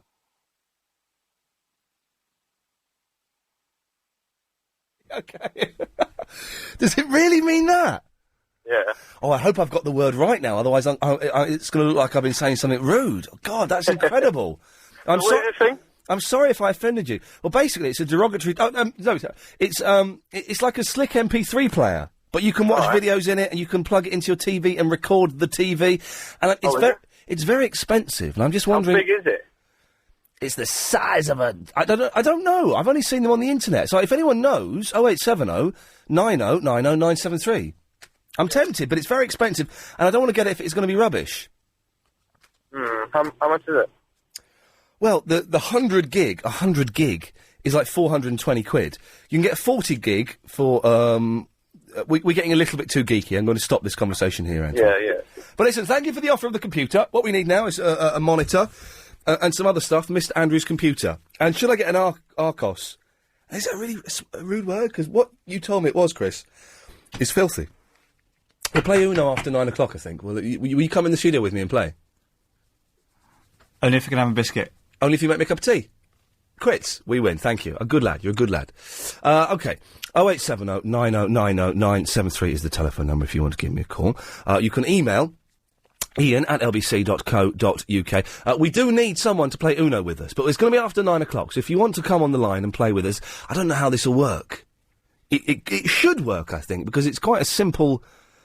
It's going to be an absolute... I've really not thought this through at all. Iain Lee's Good Evening. Okay, the break buddy, that break was Perry. And what's happening? A couple of the calls have been people phoning up to say private stuff to me that they'd like to say to me but wouldn't like to say on air. And do you know what? That's I won't embarrass Perry by saying what he said then. But that's a nice thing that people feel they can do that in the break buddies, which I think will keep going. It's Chris's idea. So credit where it's due. He's gone off to make a cup of tea. Chris, if you're listening downstairs, I want a Red Bush, which is in my drawer, okay? I don't want a normal cup of tea. Thank you very much. And you can maybe have a biscuit if you want. Okay. So, before the break, Sonia called in and she wanted to speak about Verinda. Hello, Sonia. Hiya, Ian. Yes, what did you want to say about Verinda? It might sound really nasty, but for some reason, he really irritates me. Why is that? I've been listening to LBC for the last 6 months. Yeah. And I think he's the sort of person that if you had silence with him, it would be really bad. Yeah. But I think what really ticked off this whole feeling was when he was just about to say what happened in the end of Mel Gibson's movie. Right. And I just switched off the radio straight away. He didn't say what happened, though? Well, I don't know whether he did or he didn't, because I just switched it off and I said, oh, this is it. I don't want to know. But that film, Apocalypto, it looks rubbish. Well, I don't know whether it is or it isn't. Are you going to go and see Apocalypto? Yes, I am. I most probably will. What? Why? I think you're just saying that. No, because I like Mel Gibson. Oh, really? Yeah. After everything he's done? What has he done? Lethal Weapon 2. It's like a joke. Because people thought I was going to say the thing about the car, but no, it's that film. Yes. Well, anyway, really, no offence to Verinda, but he really does irritate me. Verinda, are you offended by that? No. Okay. Well, You aren't? Well, thank God for that. Okay. But I think if I was to ever meet you on the street, I'd say, oh my God, not you again. I think I would say the same. Why would you want to say something like that, Sonia? Why would you want to be nasty? He just irritates me. She's harmless. Is he? She's completely harmless. Yeah, but well, maybe that's why I find him irritating. Is it any good, Apocalypto, Verinda? yeah, it's all right. It's all right, is it? Yeah, it's all in subtitle though. Why? They're speaking in native. Well, that's not right. They should be speaking in English. Yeah, but it's set in 500 years ago or something. Yeah, so what? So is Shakespeare. Yeah, but then again, Ian, you could watch a Hindi movie which has got English subtitles. Yeah. Would you appreciate that? But this is a film made by an American. Well, yeah, It's actually a good film. You should watch it. Okay, okay, but Sonia, maybe you'd like to go out on a date with Verinda. Definitely not. I think we'd have a big fight by the end of it. You're very aggressive, Sonia, aren't you? What's wrong with you? Oh, I don't know. I think she likes me, really. Verinda, you have a nice sleep, okay? Yeah, have a nice sleep, Verinda. I don't go to sleep. What, never? No. Wow. Wow, that's crazy. Yes, line 6, you're on the air. Ian? Yes? It's Bruce here from Australia. We're walking back. Oh, yeah, I want to speak to you, Bruce. Oh, yeah. Ian? Yeah, not Bruce. Yeah, mate. Who's this? No, Bruce. chap? Australia and the cricket. Ashes. You guys are rubbish. Yeah, I've got something. I was at the Boxing Day match when Warney got his I've 7. got a bit of unfinished business with you. Who's this? It's Verinda. Oh, how's it going, mate? Yeah, the last time just in case anyone who hasn't been listening to the last time the Sunday evening, your time, isn't it? Yeah, no. The last time Bruce, the Australian sex god. The last time I can pick up any girl in England. The last time I spoke to you, you said that you fancied me. Well, yeah, that's my opinion. The last time I spoke to you, you said you fancied me. I didn't say that at all, mate. Yeah, you said that. I've been banned from calling people homosexual, so I can't say that. How can you be banned when you're one yourself? Right, steady on. Come on, we're not in the school playground now, boys. Ian, come on, you Yes, said I Bruce. couldn't talk about homosexuality. Yeah, right, let's just stop talking about that now. Okay. Bruce, do you fancy Verinda? Well, I mean, I'm not a homosexual. Okay, right, okay. And Yeah, but that didn't answer the question. I've got nothing against homosexuals. I mean, a good mate of mine, Rolandis, is homosexual. Bruce, what do you want tonight? I mean, I just wanted to introduce myself to the English public, and if there are any hot chicks out there that want to pick up an Australian on Friday morning, walking back from the discotheque. It's about 20 degrees here. Not bad. It was 38 yesterday. So you're in Australia, for anyone who doesn't know, yeah, okay. Yeah. We're sort of walking back, so we're a bit drunk, so please Are you down under? Hello? Are you down under? We're down under. But did you guys see the Ashes? Yeah, we beat you in it. Yeah, right. No one's interested in... The thing is, Australia, no one's interested in cricket in this country apart from Maxie Allen. Yeah, but you guys are rubbish. I mean, it's just rubbish. I mean, there wasn't even any... And the Barmy Army, they're all red. Yeah, but cricket... They're like lobsters. And all the English girls, they just want to have relations with the sexy Australian men. I mean... Do you have... We met some Barmy Armiers, and all the girls had... Yeah, but did you have any relationship with any... And some of them had boyfriends, but their boyfriends were so sunburned. Right. Like one of them, had their boyfriend was so relationship with the sunburned. boyfriend. Right, okay, right. I'm cutting you both off now, because that's just ridiculous, and my cup of tea has just arrived, so that's good. Did you make it Redbush? Come in, lad, come in. Good lad. I like this later slot, we can have these sort of moments when nothing happens. Don't... Oh, you're sniffing the tea! I forgot which one was yours. I will let me find out which one is mine. But then you might have This to is smell my it. one. This is my one. That's the Redbush, you muppet. Can I have a biscuit? Nope. What? You said... I was lying. We can't. It's your punishment. Hope you've learned your lesson, and tomorrow you can have a biscuit. That's not a fair trade. Could I have a biscuit? Of course you can, Helen. Yes, of course you can. I'll bring one out during the next break. Yeah. I'll take Helen's. No. Hope you've learnt your lesson. Have you learnt a lesson? Have you drunk your tea? No. Have you had a sip? Yeah. Does it taste alright? What have you done? Is your fly undone? Excuse me. Let's try this one. Oh, hang on a minute. Betty? Yeah? You're on speakerphone. Hang on, I can move you. There we go. There you are. Hello, Betty? Yeah? Yeah, you're on the radio now? Yeah, I know. All right, steady on. Why is it that when you get onto somebody, you don't let them speak, you interrupt all the time? Now, how do you know that women don't like cricket? I love cricket. I didn't say that. Yeah, you just said it to that gentleman from Australia. Betty, you're one of those people who don't listen and think they've heard something that they haven't heard. I didn't say women don't like cricket. You did. No, I didn't. No, I didn't. What did you say then? What I said was, no one in this country cares about cricket. Apart from, that's it. Apart from well, Max Allen. a lot of people in What do you mean? No, what do you mean? Oh, that's it. That's not what you just said. But a lot of people in this country love cricket. Well, those people are stupid, because cricket is... How can you have a game that can go on for 5 days and can end in a draw? Over 5 days? A draw? Yeah. But it doesn't always end in a draw. I mean, last year we won the Ashes. Yeah, this year we didn't. 5-0. I know. It's the first time in 89 years that there's been a complete whitewash. Yeah. Yeah, so? What? You phoned up to... But Betty, you've confused yourself here. You've not heard what you thought you've heard. You phoned up because you've got a problem. I don't know what the problem is yet, and we may find out, or I may cut you off before we get to that point. But you phoned up to have a go at me, and you phoned up to defend cricket. Now, which of those two is more irritating to you? Me, or the fact that I've dragged the good name of cricket through the mud? Which of those two things irritates you more? Because one of them, I think, is misleading. I think it's you. There we go. I knew it was. Yeah. I just didn't want to put words in your mouth, because you might find that patronising. No. Do you know what patronising means? Pardon? Yeah.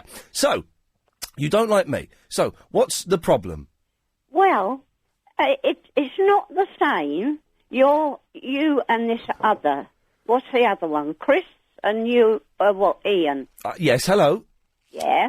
It's not the same as what? As Clive? You're not the same as Clive and Bob. Which is great, don't you think? Because wouldn't it be boring to have 3 hours of me being the same as Clive and then 3 hours of Clive? Isn't it good that it's different? Yeah, but it's not different. But because you just said it was different. People, you just keep saying nobody's ringing up. Well, because when they do ring up, you keep interrupting them. Not interrupting you, am I? Well, you did when you said I didn't hear properly. No, that's because the thing is, I don't like people coming on and throwing accusations around that are wrong and are based on misinformation. So, yes, if you're going to come on and lie, I'll give you the benefit of the doubt. If you're going to come on and be confused, then yes, I'm going to interrupt you. And that's only fair, because we don't want people spreading mistruths, do we? No. Of course we don't. No. So that's only fair. Oh. Are you upset, Betty, the fact that Clive Bull has moved from 8 till... Yeah. Yeah, we go. That he's Yeah. doing 10 till 1 now. That's what's upset you, isn't it? Yeah. Well, come on then. That's not my fault. Well, If I wasn't here, somebody else would be. Yeah. And Clive will be on at 10 o'clock. Yeah. Which is good. Oh, yeah. Yes. And Clive's downstairs listening to you now. Is he? Yes. Oh. So that's good, isn't He'll it? tell me off when I fall asleep and wake up at 10 and bring him up. He won't tell you off. He'll be more than happy to speak to you as long as you're not rude about other presenters. Oh, that's it. Yeah. Yeah, I mustn't. No. I mustn't really. All right, No. all I right. apologise. That's all right, my love. Well, listen, but just the thing, what you need to do, and I don't mind you phoning up and having a go at me. I don't mind it at all, honestly. But No, when you I phone up, apologise. no, listen, when you phone up, you need to know what it is you want to complain about, and you stick to your guns, young lady, and you complain about it. Yeah. And don't hide behind this, because cricket really is quite boring, isn't it? No, I really love it. But what do you love? Do you love cricket, or do you love the cricketers? No, I like cricket. I've always liked cricket. That Shane Warne fella, though, is a bit nice, isn't he? Since I was a schoolgirl, my father used to take me to see Kent. So you see who?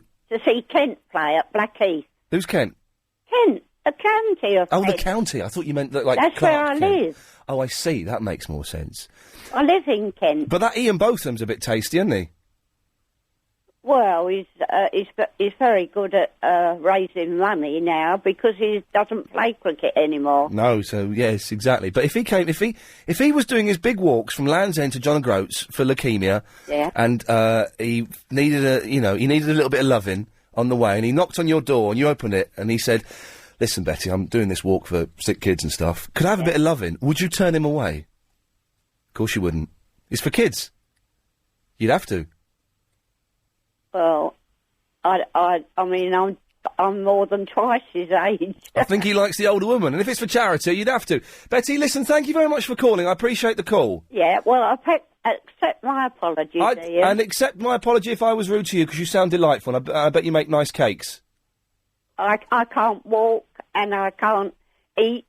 What? And I'm disabled and housebound. But there are people looking after you, are there? No, I'm on my own. Do you not have anyone coming in, though, and feeding you and stuff? No. Who? Hang on a minute. Where do you get your food from, then, Betty? Pardon? Where do you get your food from? I have to mix it in a blender. No, do you not get Meals on Wheels or something? No, because I can't put food in my mouth or chew or swallow. Well, really? Because I paid 5,000 in guys and they messed me up. Oh, God. Well, have you not got some... I'm all concerned now for a second. Well, Travel can wait for a second, because I'm concerned for Betty. Have you not got... That's all right. Have you not got any relatives or a social worker or a friend or someone? I have a son, but I see him once a week. Oh, OK, so he comes over once a week, does he? Yeah. And that's OK. So you got someone who's got an eye out for you? Yeah. Well, that's the main thing, isn't it? Yeah. My mum's not very well. I go and see her once a week as well. You see, that's why I come to bed at 8. Yes. Because there's nothing on television. No. And I haven't got internet and all this. No. My son's got all that. But, Yes. When's he due over next? He comes Sunday with my grandchildren. Oh, well, there you go. How old are your grandchildren? 18, 16 and 13. Oh, OK, so they'll just be drinking and stuff now. Hmm? Yes. Well, listen, Betty, so you've got people... Nice talking to you anyway. It's nice talking to you, Betty. You take care of yourself. Yeah. And lots of love. Yes, Give us a call again. Bye-bye. Bye-bye. Oh, what a nice laugh. I felt a bit... Iain Lee's Good Evening. Thank you to Maureen, who was my break buddy then. If you just tuned in... What? Ian, what's this break buddies? Well, it's a brilliant idea that Chris had. He's been working with me for 2.5 years now, is it, Chris? Yep. And you've had a brilliant idea in that time. And it is that during the breaks, you can call me up and one person can be my break buddy, which means we can chat off air, so you can use swears, you can be rude, like the woman who's talking about her knocker was absolutely filthy. We couldn't have broadcast that, but it was good to know. And you can say stuff to me that you perhaps wouldn't want to say on air. And we'll do it again during the news at 9 o'clock. Don't forget, Clive Bull is coming on at 10 o'clock. So all of the Clive Bull fans are tuning in going, what's this idiot doing in here? I hate him. He shouts. He's rude. He calls people stupid. Well, you know, I'm here 7 till 10, and Clive will be on at 10 o'clock. 0870 90 90 90. I feel we should have a recap, because it's kind of been all over the place. We're going to be playing Uno live on the air after 9 o'clock. I'm going to teach Chris how to play Uno. I don't quite know if it's going to make interesting radio, but, you know, I almost don't care.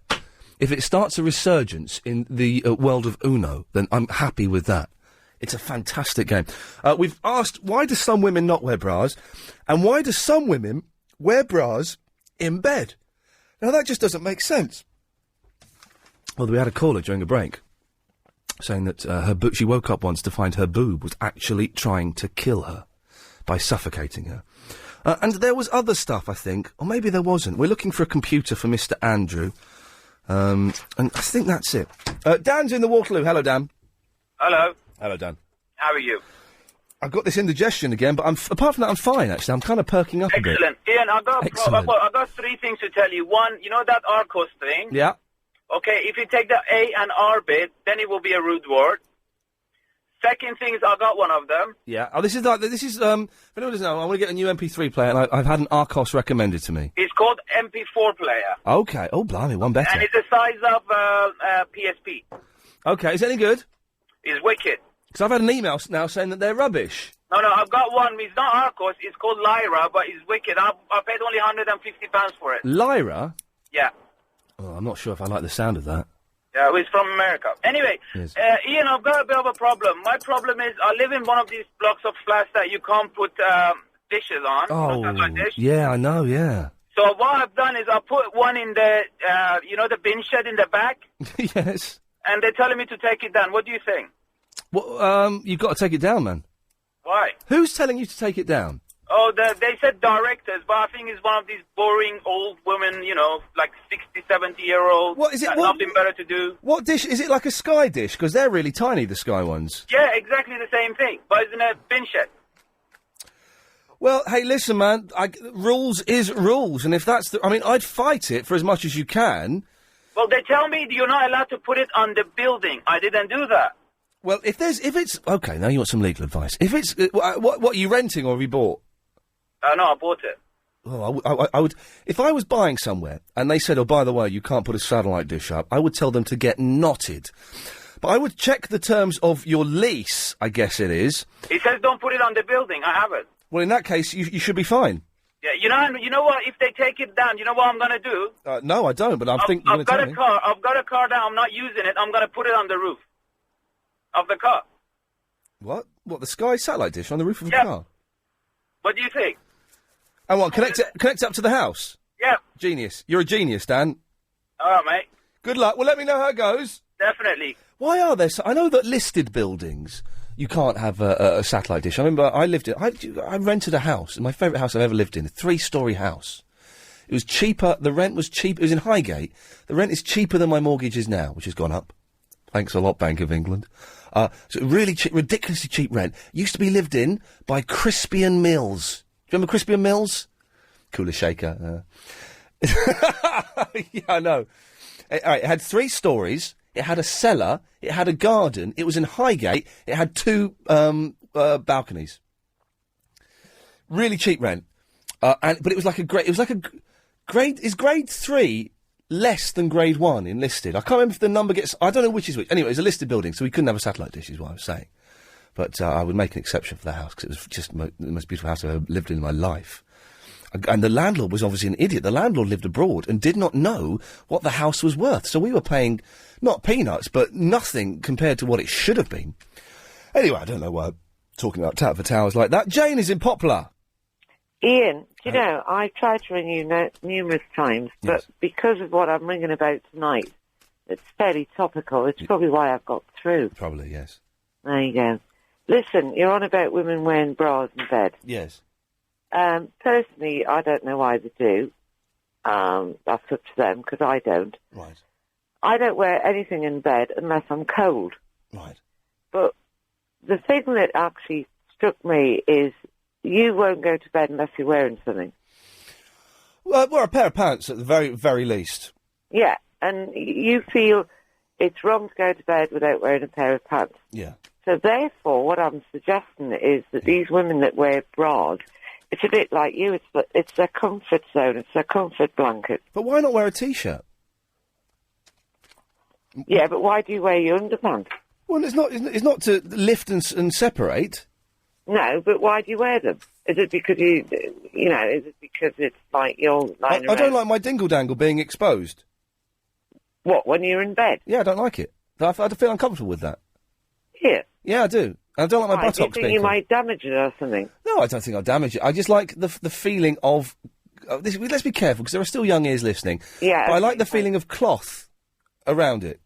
Okay. I probably shouldn't have said Yeah, well, that. that's maybe why some women like to wear bras. But wear a T-shirt, because a bra is like a really complicated piece of machinery, with wires, with buckles, with straps excuse and me, flaps. I don't wear wired bras. I just wear ordinary bras. Well, look, I thought wired bras... You're actually, were you know, ordinary. you're lumping us all as the same thing, pardon the pun, that we all wear the same stuff. I don't. Wasn't a pun. And I wear either black underwear or white underwear, and it's really simple.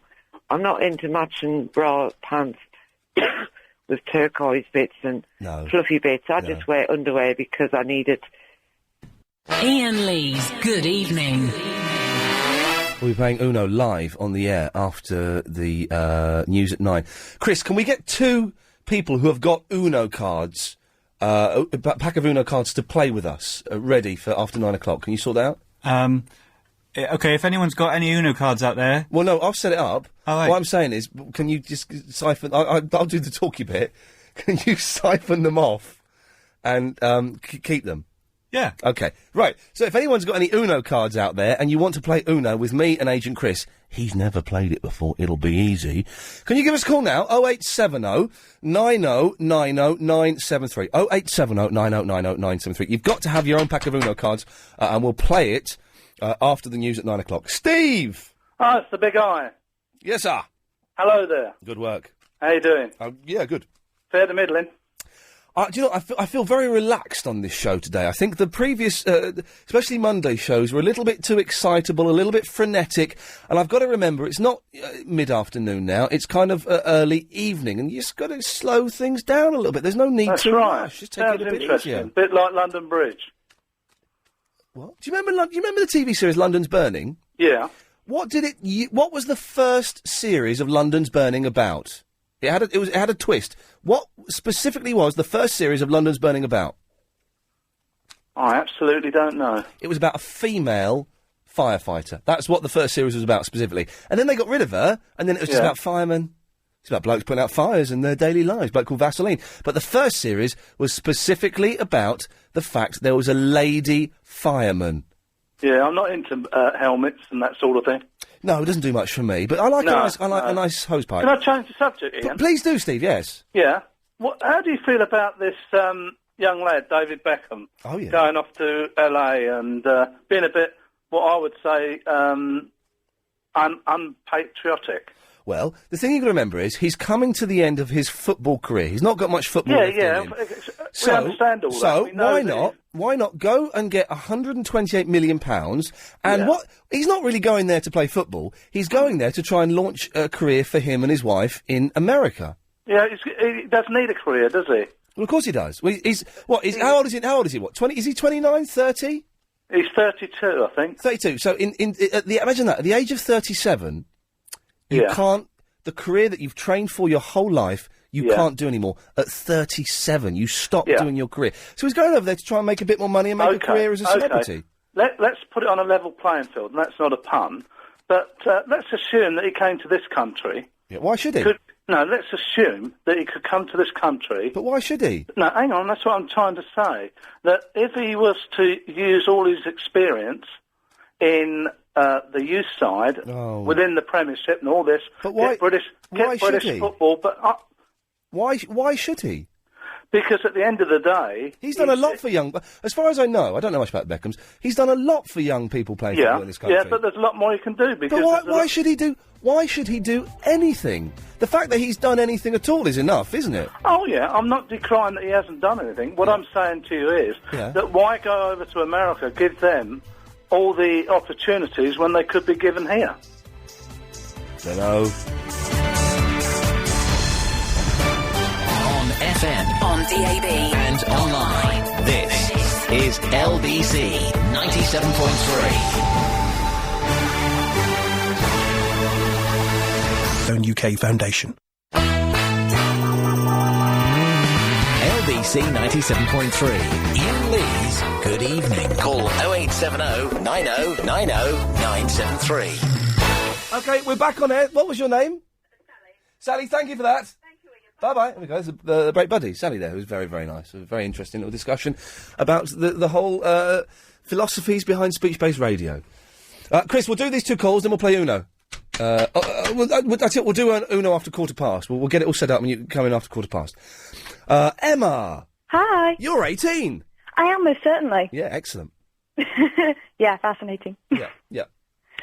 Yeah, I'm calling about the whole bra thing. Okay. The problem is that you actually are supposed to wear a bra, because if you don't, then it can actually cause extensive tissue damage. Well, this is at night time. Yeah, well, no, during the day, which is why, really, women should wear bras during the day. But extensive tissue, surely that's only if you've got big pendulous boobs. No, actually, it's for all women. It's really strange. Wow. Your connective tissue, which is what it's mostly made of, and then you've got glandular tissue. Yeah. And the glandular tissue is generally heavier, and everyone has that. Right. If you don't wear a bra, then it doesn't support it. And so your connective tissue just starts to sag, really. It's not very good for you. But why do women wear them at night time, though? Well, I think it's, if they've got rather large breasts. You can understand it if they've got massive knockers, because they kind of just... you don't want to knock yourself out while you're sleeping. Flat down the side, and it's not pleasant to look at. But I've seen, in inverted commas, normal-sized women wearing them. Well, it could also be a comfort issue. Right. And a self-assurance thing. Yeah. Because a lot of women are uncomfortable about the body shapes these days. God only knows why. Here's a weird thing. All right, and if anyone else does this, 0870 90 90 973. This is a weird thing I do, and I've caught myself doing it a lot. Right. I drive an automatic car. Okay, so I don't... Oh, you don't. Automatics are for wimps. Well, no, the thing is, my mum gave me this car. It's her old car. She doesn't drive it, and I didn't have a car. All right, I'll let you off. So she gave it to me, and it's, I prefer a manual. I would prefer a manual, but recently I was thinking... But you're not complaining because you got it as a gift. Well, exactly, but I'm thinking, what's wrong with an automatic? I've always frowned on them. But anyway, so I don't need my left hand when I'm driving. Okay. Apart from, of course, on the steering wheel. But what I found myself doing is sitting with my right hand on the steering wheel and my left hand quite firmly between my legs, holding my ghoulies. Just cupping them. I'm doing it now. I'm standing up. It's like that. It's a proper grip like that. That's really, really quite strange. So it's a proper, and it's not a tight, but my hands, it's quite firmly between my legs, and I'm driving along, and I've caught myself doing it. I thought, well, if a lorry or someone higher than me drives past and looks down, I'm going to look like a pervert. Chris, you have to use these cards that I've just touched as well, so... But I wonder if anyone else does that. And I think it's similar to the thing you're saying about women wearing their bra at night time. It's a comfort thing. Everybody has their own little things. Yeah. And as you get older, you see it becomes more evident in people. Oh, right, yes. And if the people you see it most evident in, they've got obsessive-compulsive disorders. Yes. Like they've got to turn the light on 5 or 6 times before they can actually go in the room or whatever. There was a woman on this morning the other day who's scared of builders. Really? Yeah, that's weird, isn't it? I mean, we've all... weird, it's just... Well, why? It is weird, because they're dirty. We've all got OCD to a certain extent, less a degree or another. True. And I've got things that I do that I can't explain and are not logical or rational, but being scared of builders, that's just weird, isn't it? Thing is, if you do, the more you tend towards OCD, the more stable you are as a personality. Well, hang on a minute, not if you're washing your hands 36 times every hour. Yeah, but that's because they've got a routine and they know what they want to do. So in that sense, they're more stable in their own lives. They tend to be less spontaneous and less... They won't do anything drastic to try and change anything. Yeah. Okay, well, listen, thank you for that. No worries. Sorry for being boring. No. Whoa, hang on a second. I've got to wing you round as well now. You weren't boring. Helen's nodding a bit. I have to say, I'm stuck in my room revising what endocrine and exocrine glands are, so you've got to give me a break. Do you know what a gland is? Yes. Yeah, it's just a type of gland. Nothing scary. Are you a doctor?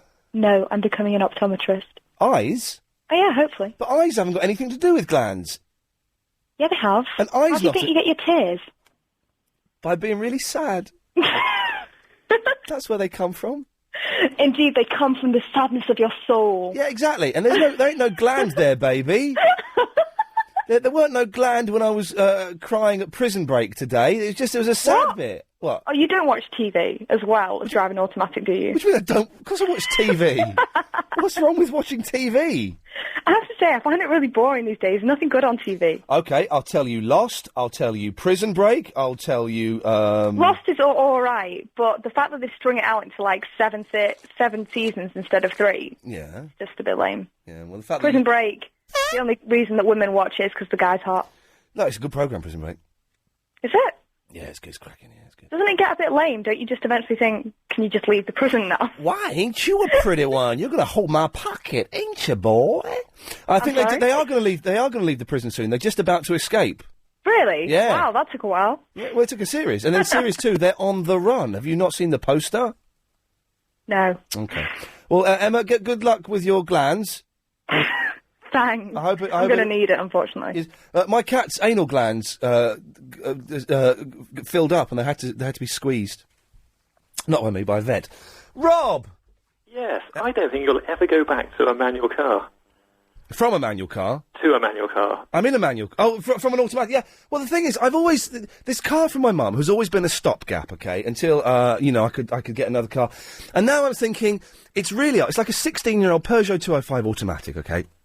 And I'm thinking, it works. I'm going to drive this car until it can't drive no more. There is no point in buying a new car or a nearly new car because it'll get smashed into, I'll knock it and be upset, it'll cost a fortune. So I'm just going to drive it till and it's an automatic, and I'm thinking, there's no point in a manual car, is there? Not in heavy traffic. No. Stop-start can be easier, could it really? No, it's fantastic. So I probably am going to stick with it now, even though I've always laughed at people who drive manual cars, automatic cars. I think also you don't get so tired, you can drive for hours and not get tiring, up and down with your left leg on that kind of business. Yeah, you can put your left leg up on the dashboard. That's right. Look cool.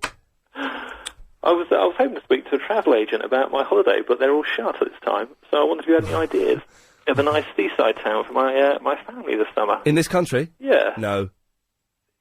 No? Not at all. What kind of holiday do you want? You've been to Swanage, haven't you? Scarborough. Scarborough? No, Scarborough's manky. You don't go to Scarborough, Helen. Yes, where's Swanage? I've been to Swanage. Near Wareham, isn't it? I went to Swanage when I was 7. Is that true? Because I remember you saying about seeing those plaques on the pier. Oh, no, Swanage is near Poole, isn't it? In Dorset, yeah. Oh, no, I'm thinking of, yeah. No, I've been to Swanage. I went out with a girl who had family in Swanage, and yes, no, Swanage is small. There's not much there. But it's kind of quirky. I mean, I kind of know that place quite well, because I used to live in Bournemouth. But, Got Corfe Castle. That's cool, isn't it? Well, it's where they filmed Nuts in May. Have you seen that? I haven't, and what's that Disney film that was there as well? It's good, Nuts in May. Have you seen that, Helen? Oh, you like Mike Leigh? It's got, who's the woman who's married to Mike Leigh? What's her name? She's really hot. She's the actress. Oh, God. Oh, what's her name? Oh, no, nothing is happening until I've got this woman's name. Right, hang on a minute. Move miles. I'm going to clear a couple of these. I'm clearing that one. Okay, hang on a minute. Hang on a second. He'll know. Line 1. What's her name? That one. Hello. Hello. What's her name? Alison Steadman. Thank you, Alison Steadman. She's in it. A really young Alison Steadman. Thank you very much, whoever that was. What was the chance of that? Yeah, well, that was good, wasn't it? Anyway, so Nuts in May. Oh, I've got it on DVD. I think you like it, Helen. It's really funny. Like, really kind of slow, but very, very funny. I'll bring it in if I remember tomorrow. Anyway, sorry, Rob, yes. So we've had not Scarborough. Yeah, not Scarborough. Go to Swanage. Go to Alicante. Where? Alicante. Yeah, you see, that's abroad, isn't it? Yeah, go abroad. Because England's rubbish, foreign is good. It's the flights, isn't it, with the kids? How old are they? 9 and 12. They'll be fine. It's like a 2-hour flight. Yeah, no, it's more the cost, actually.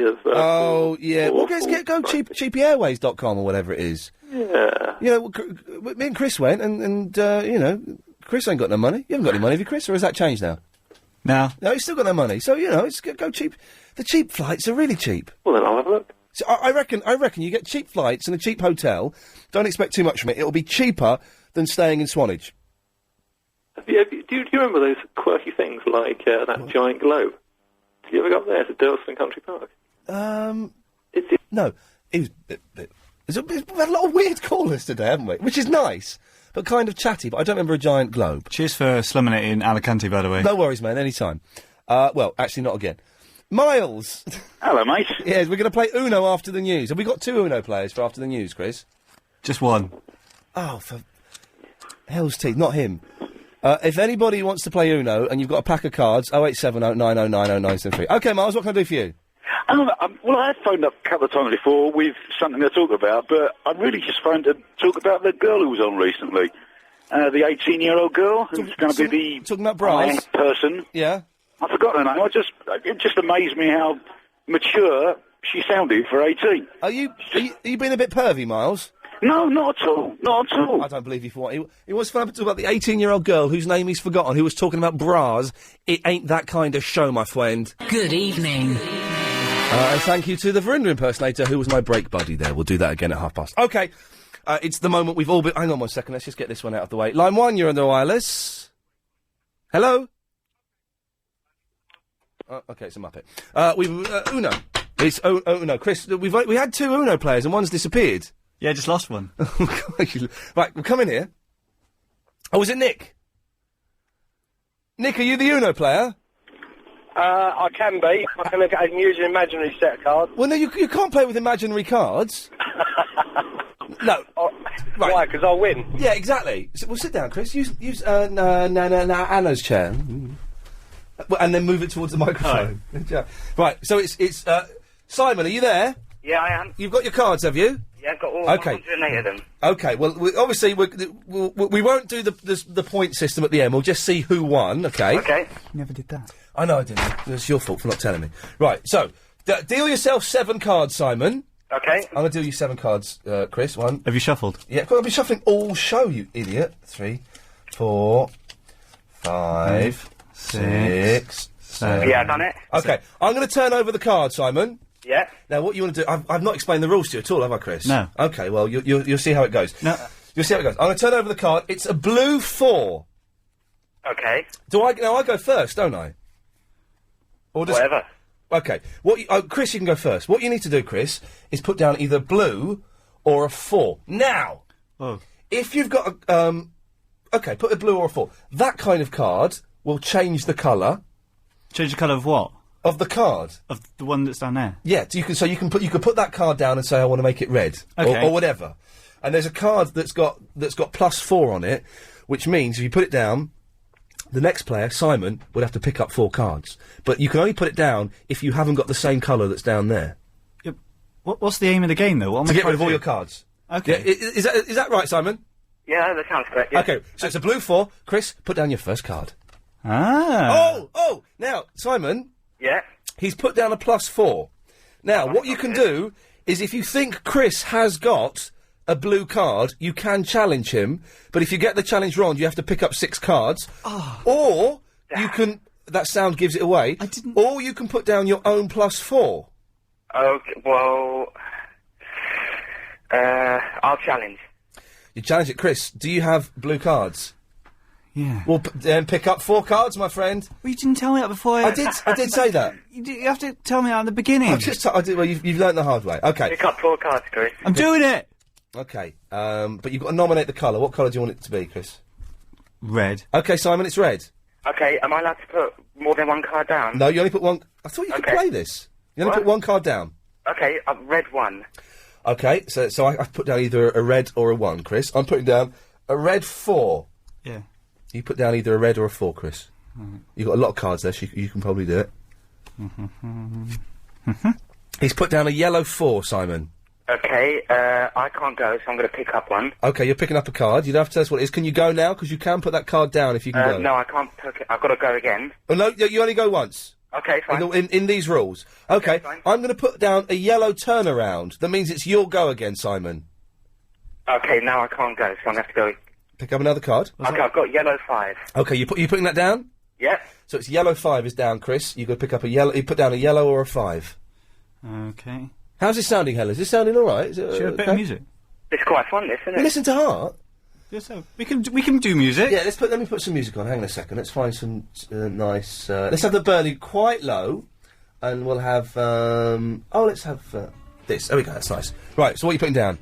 Does it matter what number I put down? No, not in that case. You put down a yellow 8, so I've got to put down an 8 or a yellow. I put down a green 8. You'll go, Simon. Green 8 is down.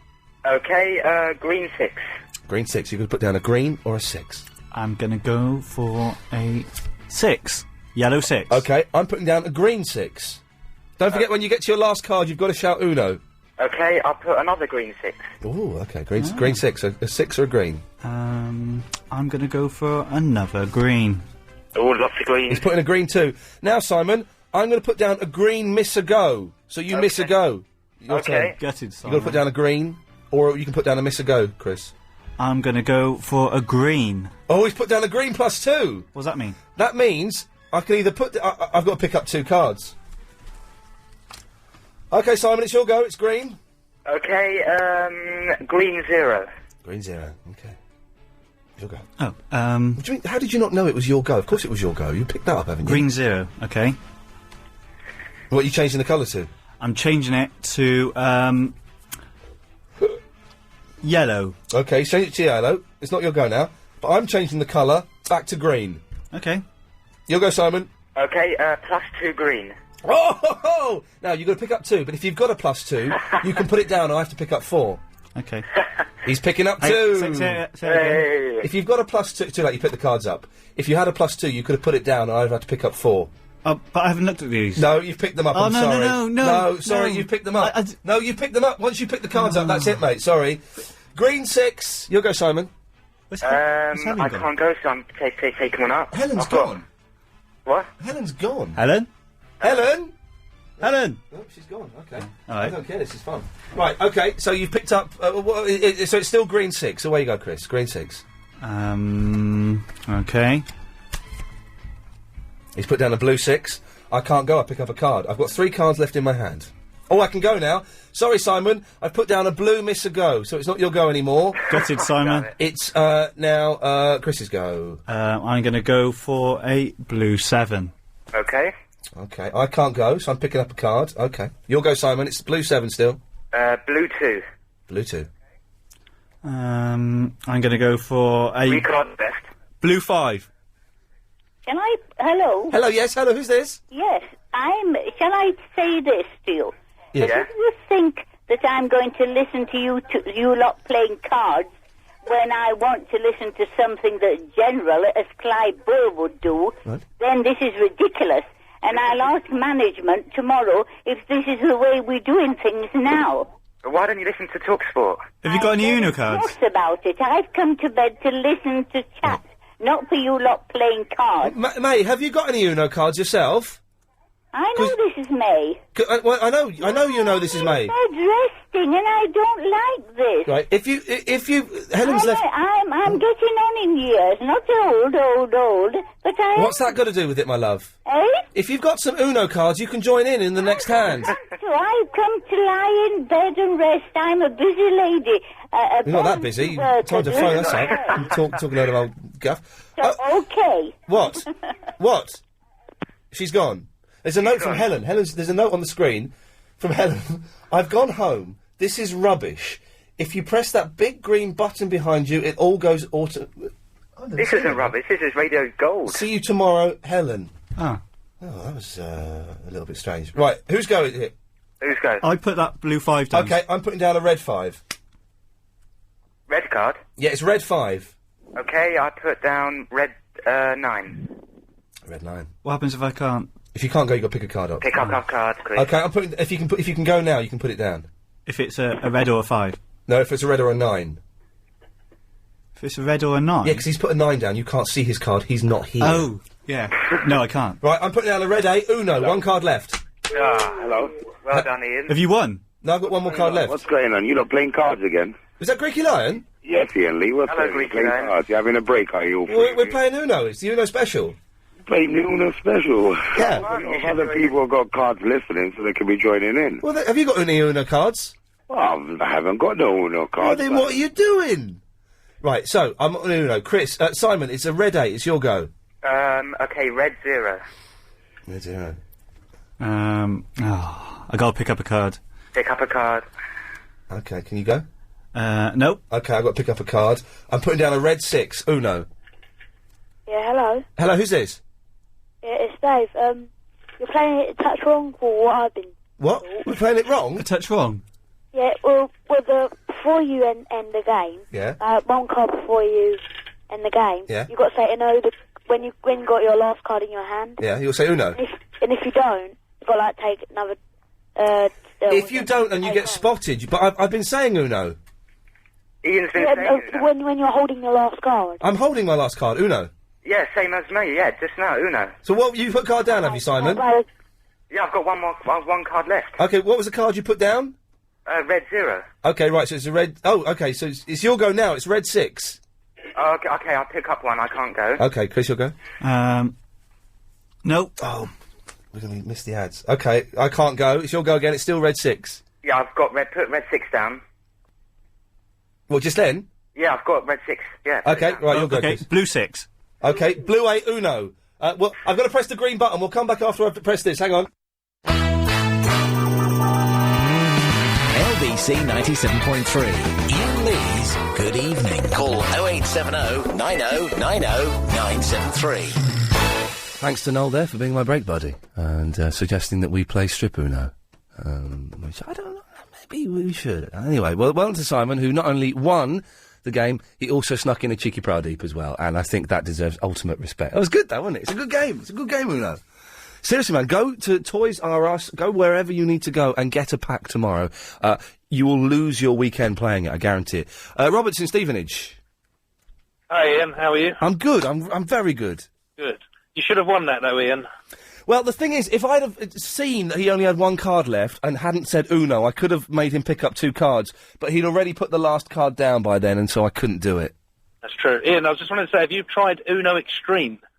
No, I've never heard of Uno Extreme. It's a new game out called Uno Extreme, which is battery-operated. Yeah. And instead of picking up 4, you have to press the button, like, 4 times, and it can spit anything out to 10 cards in one go. Really? It's fantastic. Where do I get this Got it from? for Christmas.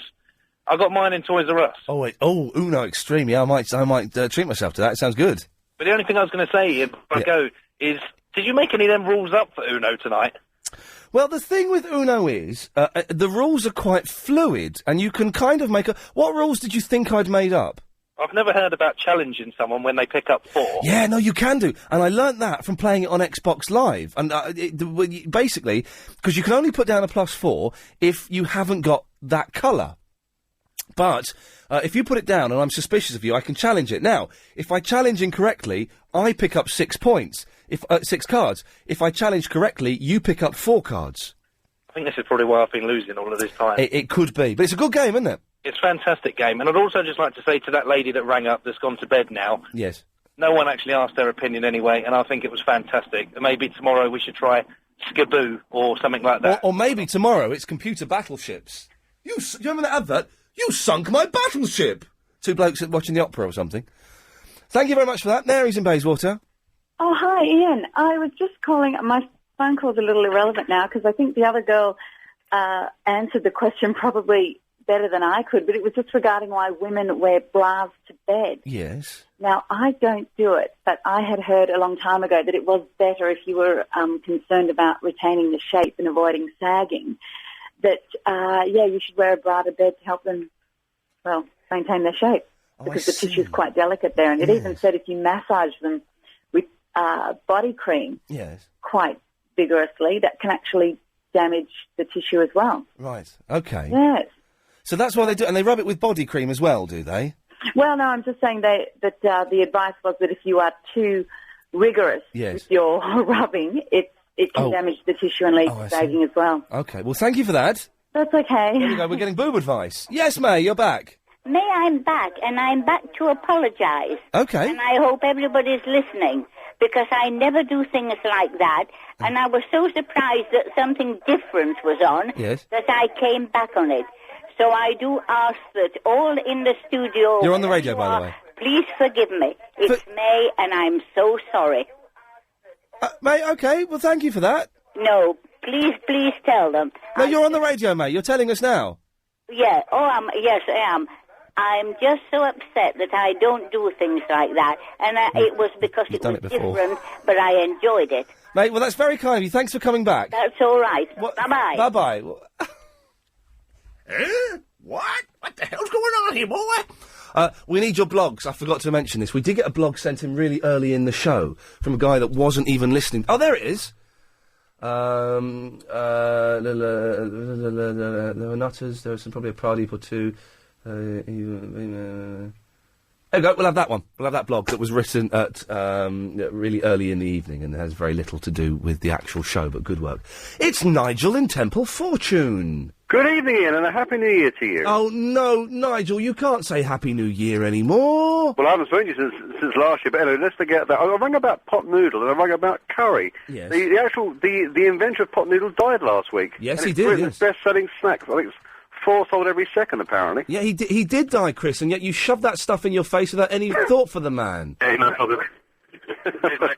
So, yes, he did. Well, thank you for pointing that out, Nigel. So, I'm just typing at the same time. What's the date today, Nigel? The date today is the 11th? 10th or 11th? 8th? 11th. 9th, 10th, 11th. I'm just typing up. We've got a blog.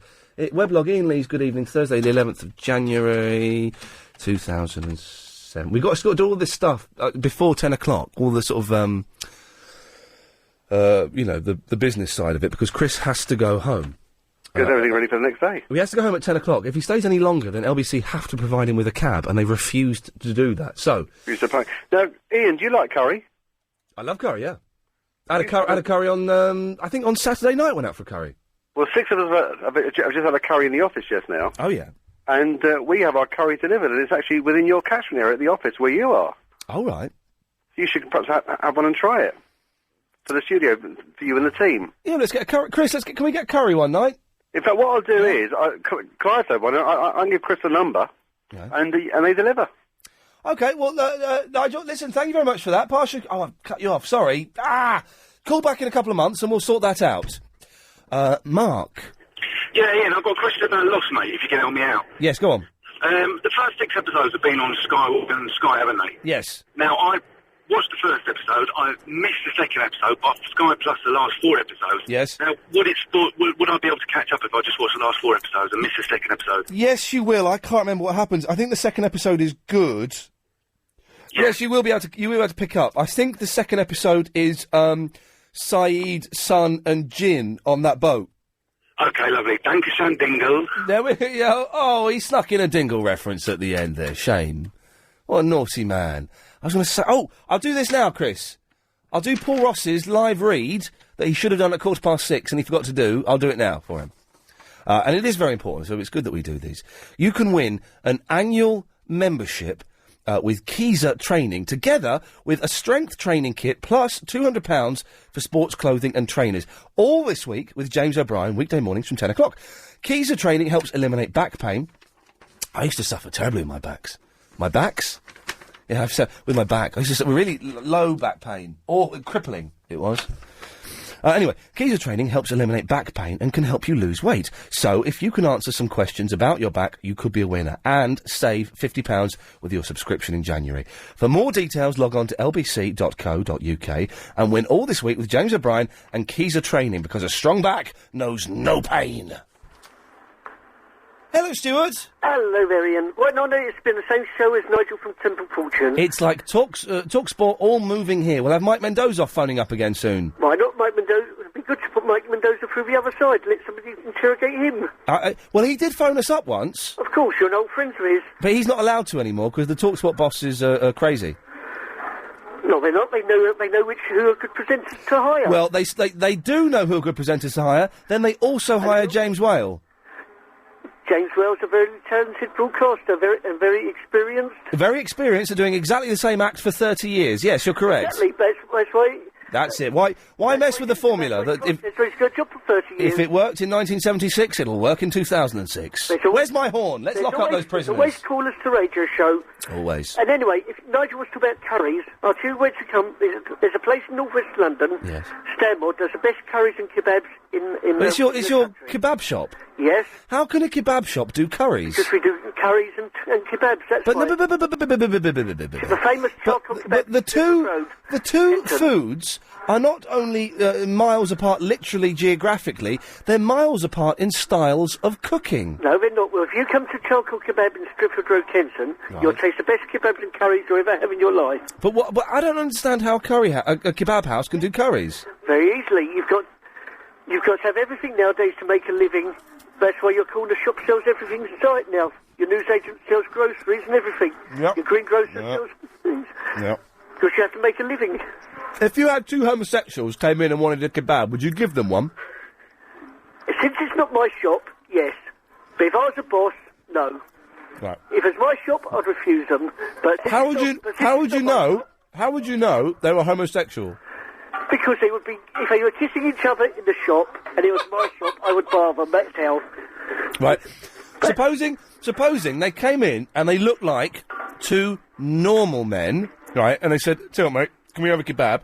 You made the kebab, chili sauce. Yes, please. You gave them the chili sauce. They gave you the money. Yes. Then just as they were leaving, they started touching each other and kissing. No problem. We already had their money. So once you've got their money, you don't mind if they put on a live sex show for you. Listen, personally speaking, if Bin Laden comes in here and offers money, I'd serve him. If he helps pay my wage. But you wouldn't serve two homosexuals that were kissing in your shop, but you'd serve Bin Laden.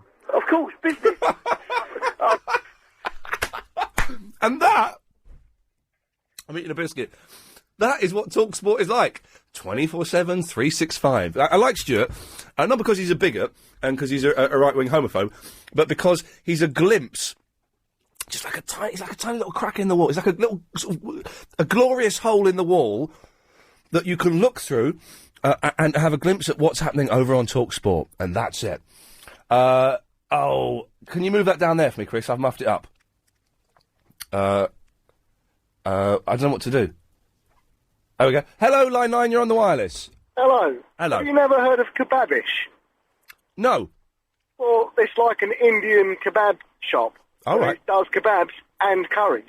I don't see how the two can mix. Well, it's run by Indians normally, and there's a couple of them. There's one in Enfield, and I've seen a few around there called kebabish. I've always found it quite funny. Kind of like a kebab, but not. Yeah, there's not. Yeah, it's not a full kebab. It's kebabish. Well, thank you very much for that, Alan. Hello, Ian. Hello, Alan. How are you doing? Yeah, I'm good. I'm very good, actually. I'm enjoying It's nice it. having you on in the evenings. It's a good juxtaposition with Clive Bill. Do you know what? I was worried that the shows would be too similar and that we'd get, because we have a lot of crossover of calls. But hopefully it's working and they're both sounding different enough. Because I'm a big fan of Clive's and I don't want to tread on his toes. No, you're not, and it sounds good to me, and you'll certainly never be the same over 30 years. You're a variance that is enjoyable. Listen, I don't mind listening to James Whale every now and then, but only every now and then, because he has been doing the same act for 30 years, and it just seems, whereas, Clive has been doing radio for a long time. If you listen to a tape of Clive from 2 years ago, it's different from what it is now. If you listen to a tape of him from, 10 years ago, it's completely different. Yeah. It's I've listened to both of them for at least that length of time, and probably longer. I mean, by the way, Clive is on at 10 o'clock, I should I know, say and I've that, listened to you every night you've been on, ever since even when you started on the drive show. I used to find some of it absolutely hilarious. Good lad. Anyway, keep it up. The reason I phoned was the David Beckham saga. Oh, yes. I mean, for a Scotsman to pass comment on an English footballer is probably sacrilege to most Scots.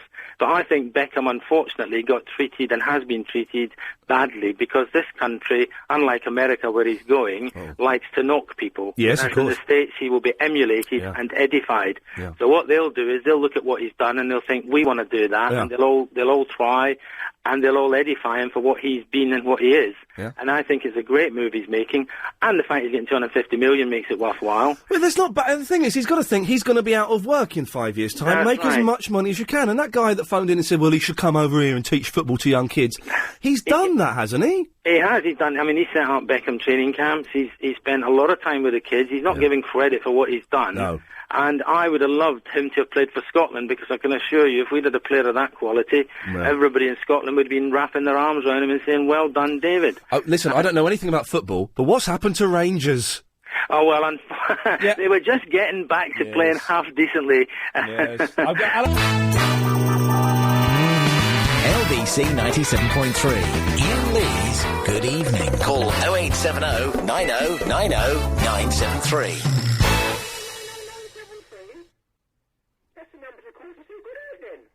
Good evening. Yes, if you call 08709090973 between 7 and 10 in the week, you can say good evening. Good evening. Good evening. May I just say... Yes, please do. Good evening. Can I just say Mm-hmm. good evening? Chris, would you like to interrupt here? May I just pass on... Good evening? Is Chris asleep?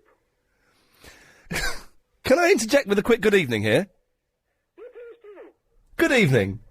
Can I say something back to you, please? Please do. Good evening. May I just say... Good evening? Good evening, everyone. Remember, we forgot to say good evening to the listeners. May I just say a wonderful good evening to you, madam. And to the listeners. And to the listeners. Because I don't think I'm the only one listening. Yes. Good evening. Good evening. Good evening. Ian Lewis, good evening. Yeah. We've had that, right, for the whole 4 minutes that the travel and the ads are playing. We had that fruitcake off the air.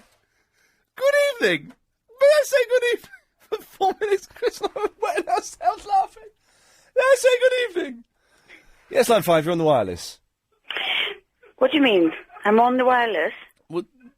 Live? Yes. Who am I speaking to? This is Ian Lee. Turn your radio off. Oh, yeah. Sorry. No, this is Lynn from the Primrose Hill, the one that was drunk before and now I've sobered up. Okay, good work. Yeah, thank you very much. I just wanted to ask you a personal question. Good evening. Good evening. Do you like Winehouse? You know that girl? Amy Winehouse. I've got the album. It's a really good album. Oh, my God. She is the most fantastic thing. It's great. It's the album's full of jokes, full of bad language, and very... No. You try to make me go to rehab, and I say no. But did you see her on the, the night before the New Year's Day with, New Year's Eve? Yeah. That's what I mean. You forgot the name of New Year's sod Eve? Sod off. You forgot the name of New Year's Eve? What are you talking about? How can you forget the name of New Year's Eve? Because I'm dyslexic. How dare you be so disrespectful to a person who's handicapped? Oh, for God's sakes. All right, well done, yes. Oh, shit, my battery's running low. Oh, right, okay, I think we can get away with... We're all right there. Steady on now. Everyone just calm down, deep breaths. Clive Ball's coming on at 8, so that should be good news. 10 till... 8. He's coming on at 10, sorry. 10 till 1. He's still doing the 4-day week, so tomorrow it's the psychic show, isn't it, I think? Spooky. Not really. Let me take a couple of these. Line 8, you're on the wireless. Oh, mate. Yes. Did you hear Adrian Allen get Pradeep last night? No, I didn't. I've had emails about that. Wait, Adrian Allen got Pradeep, did he? Yeah. It was me. Oh, naughty. He liked it, though. He's a good sport. He's a good bloke, Adrian Allen, on at 1 o'clock. He's a very nice gentleman, and his show... To be honest, I've not heard much of his show this time around, because I've been asleep. Podcast it, man. Oh, yeah. Oh, yeah, I'll do that. Yeah, you should. It's a good show. Yes, I will have a listen. He's very good. He's a very nice chap. But Pradeep. No, he's just done a Pradeep there. Okay, we get the idea.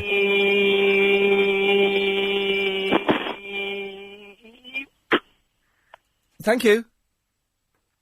Yes. Okay. Let's take some of these. Line 4, you're on the wireless. All of which makes me anxious. Okay, good work. Line 5, you're on the wireless.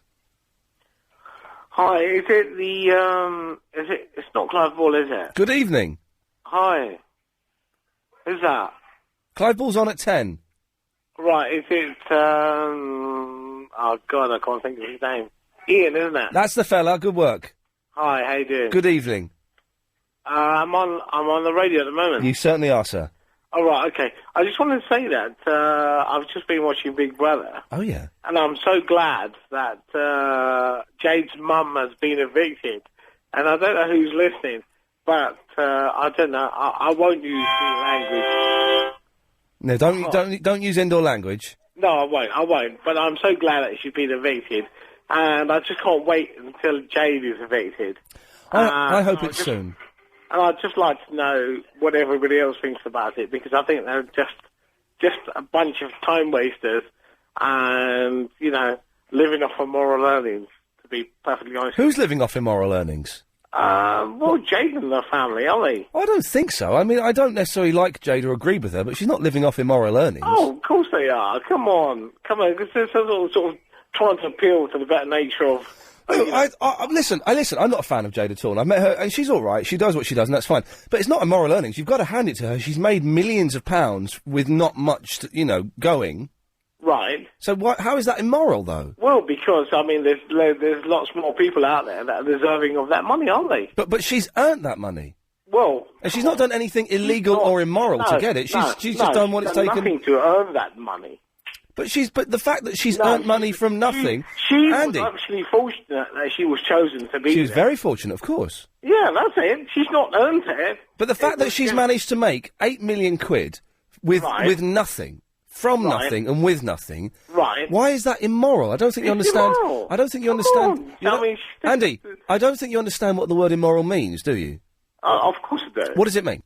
Yeah, because, I mean, she's obviously... Tell me what immoral means. Immoral, sort of obviously... I don't know. Well, there we go. Iain Lee's Good Evening. Bible coming up at 10 o'clock. I can see them moving into their studio, getting ready. So let's rattle through these if we can.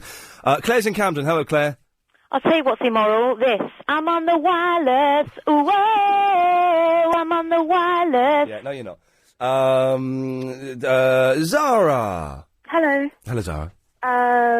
It's been such a long time, I can't remember what I was going to say. Something about, I'm the third most subscribed comedian on YouTube this week. Well, if anybody wants to go to youtube.com/ The Real Iain Lee. The Real Iain Lee. The Real Iain Lee. The Real Iain Lee. The Real Iain Lee. So, one of my videos has had nearly 4,000 hits. I did 3,000 of them just to make you feel good. Hey, apparently... And you're so scared of me beating you that you won't even subscribe to me. I've subscribed to you. I'm not subscribed to anyone.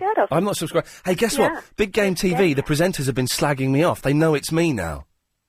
Somebody probably ratted you out. Somebody grasped me up. So if anyone phones... And there have been other people phoning up saying Ghostbusters 2 and other silly answers. And so there's this woman in particular, apparently, I've not seen it, who gets really stroppy and says, yeah, all right, Iain, how's your TV career going, yeah? We're still working on local radio. However bad my TV career may or may not be going, it's going 1,000,000 times better than the woman on Big Game TV!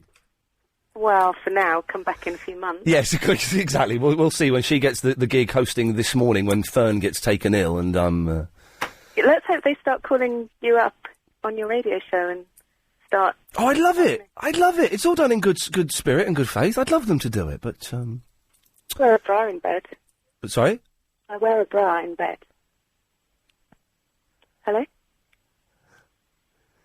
Hello? Why? Why? Why do you do that? Not every night, but probably about a quarter of the time. A quarter of the nights. Not a quarter of the night. Well, sometimes a quarter of the nights. No, a quarter of the nights in the Bed, world. yes. You swear. Yeah. Why is that? Because obviously you wouldn't know this, having never seen below my shoulders. Mm. But I've got quite large boobs.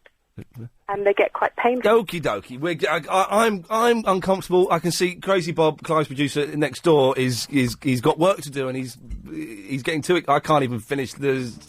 So, if you missed the show tonight, it sounded a little bit like this. She once slept without a bra. She woke up to find her breast was killing her. Her breast was trying to suffocate her by getting lodged. The boob was lodged in the mouth and the nipple was lodged up the nostril. No. Nice talking to you anyway. It's nice talking to you, Betty. You take care of yourself. Yeah. And lots of love. Bye-bye. Oh, what a nice night I felt this. Well, I think that we ended as friends, though, and that's the main thing. And also, I know the word that you don't like 2 minutes so far. Oh, OK, go on.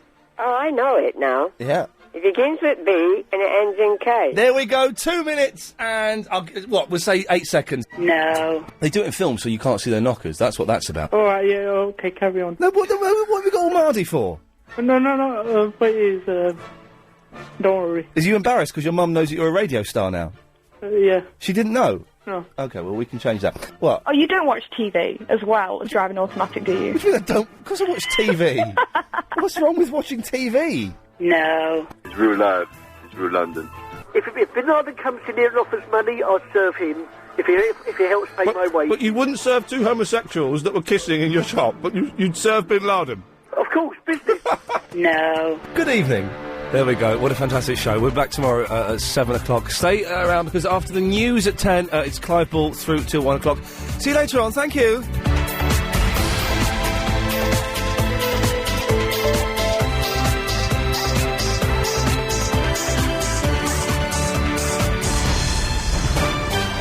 FM, On DAB. and online. This is LBC 97.3.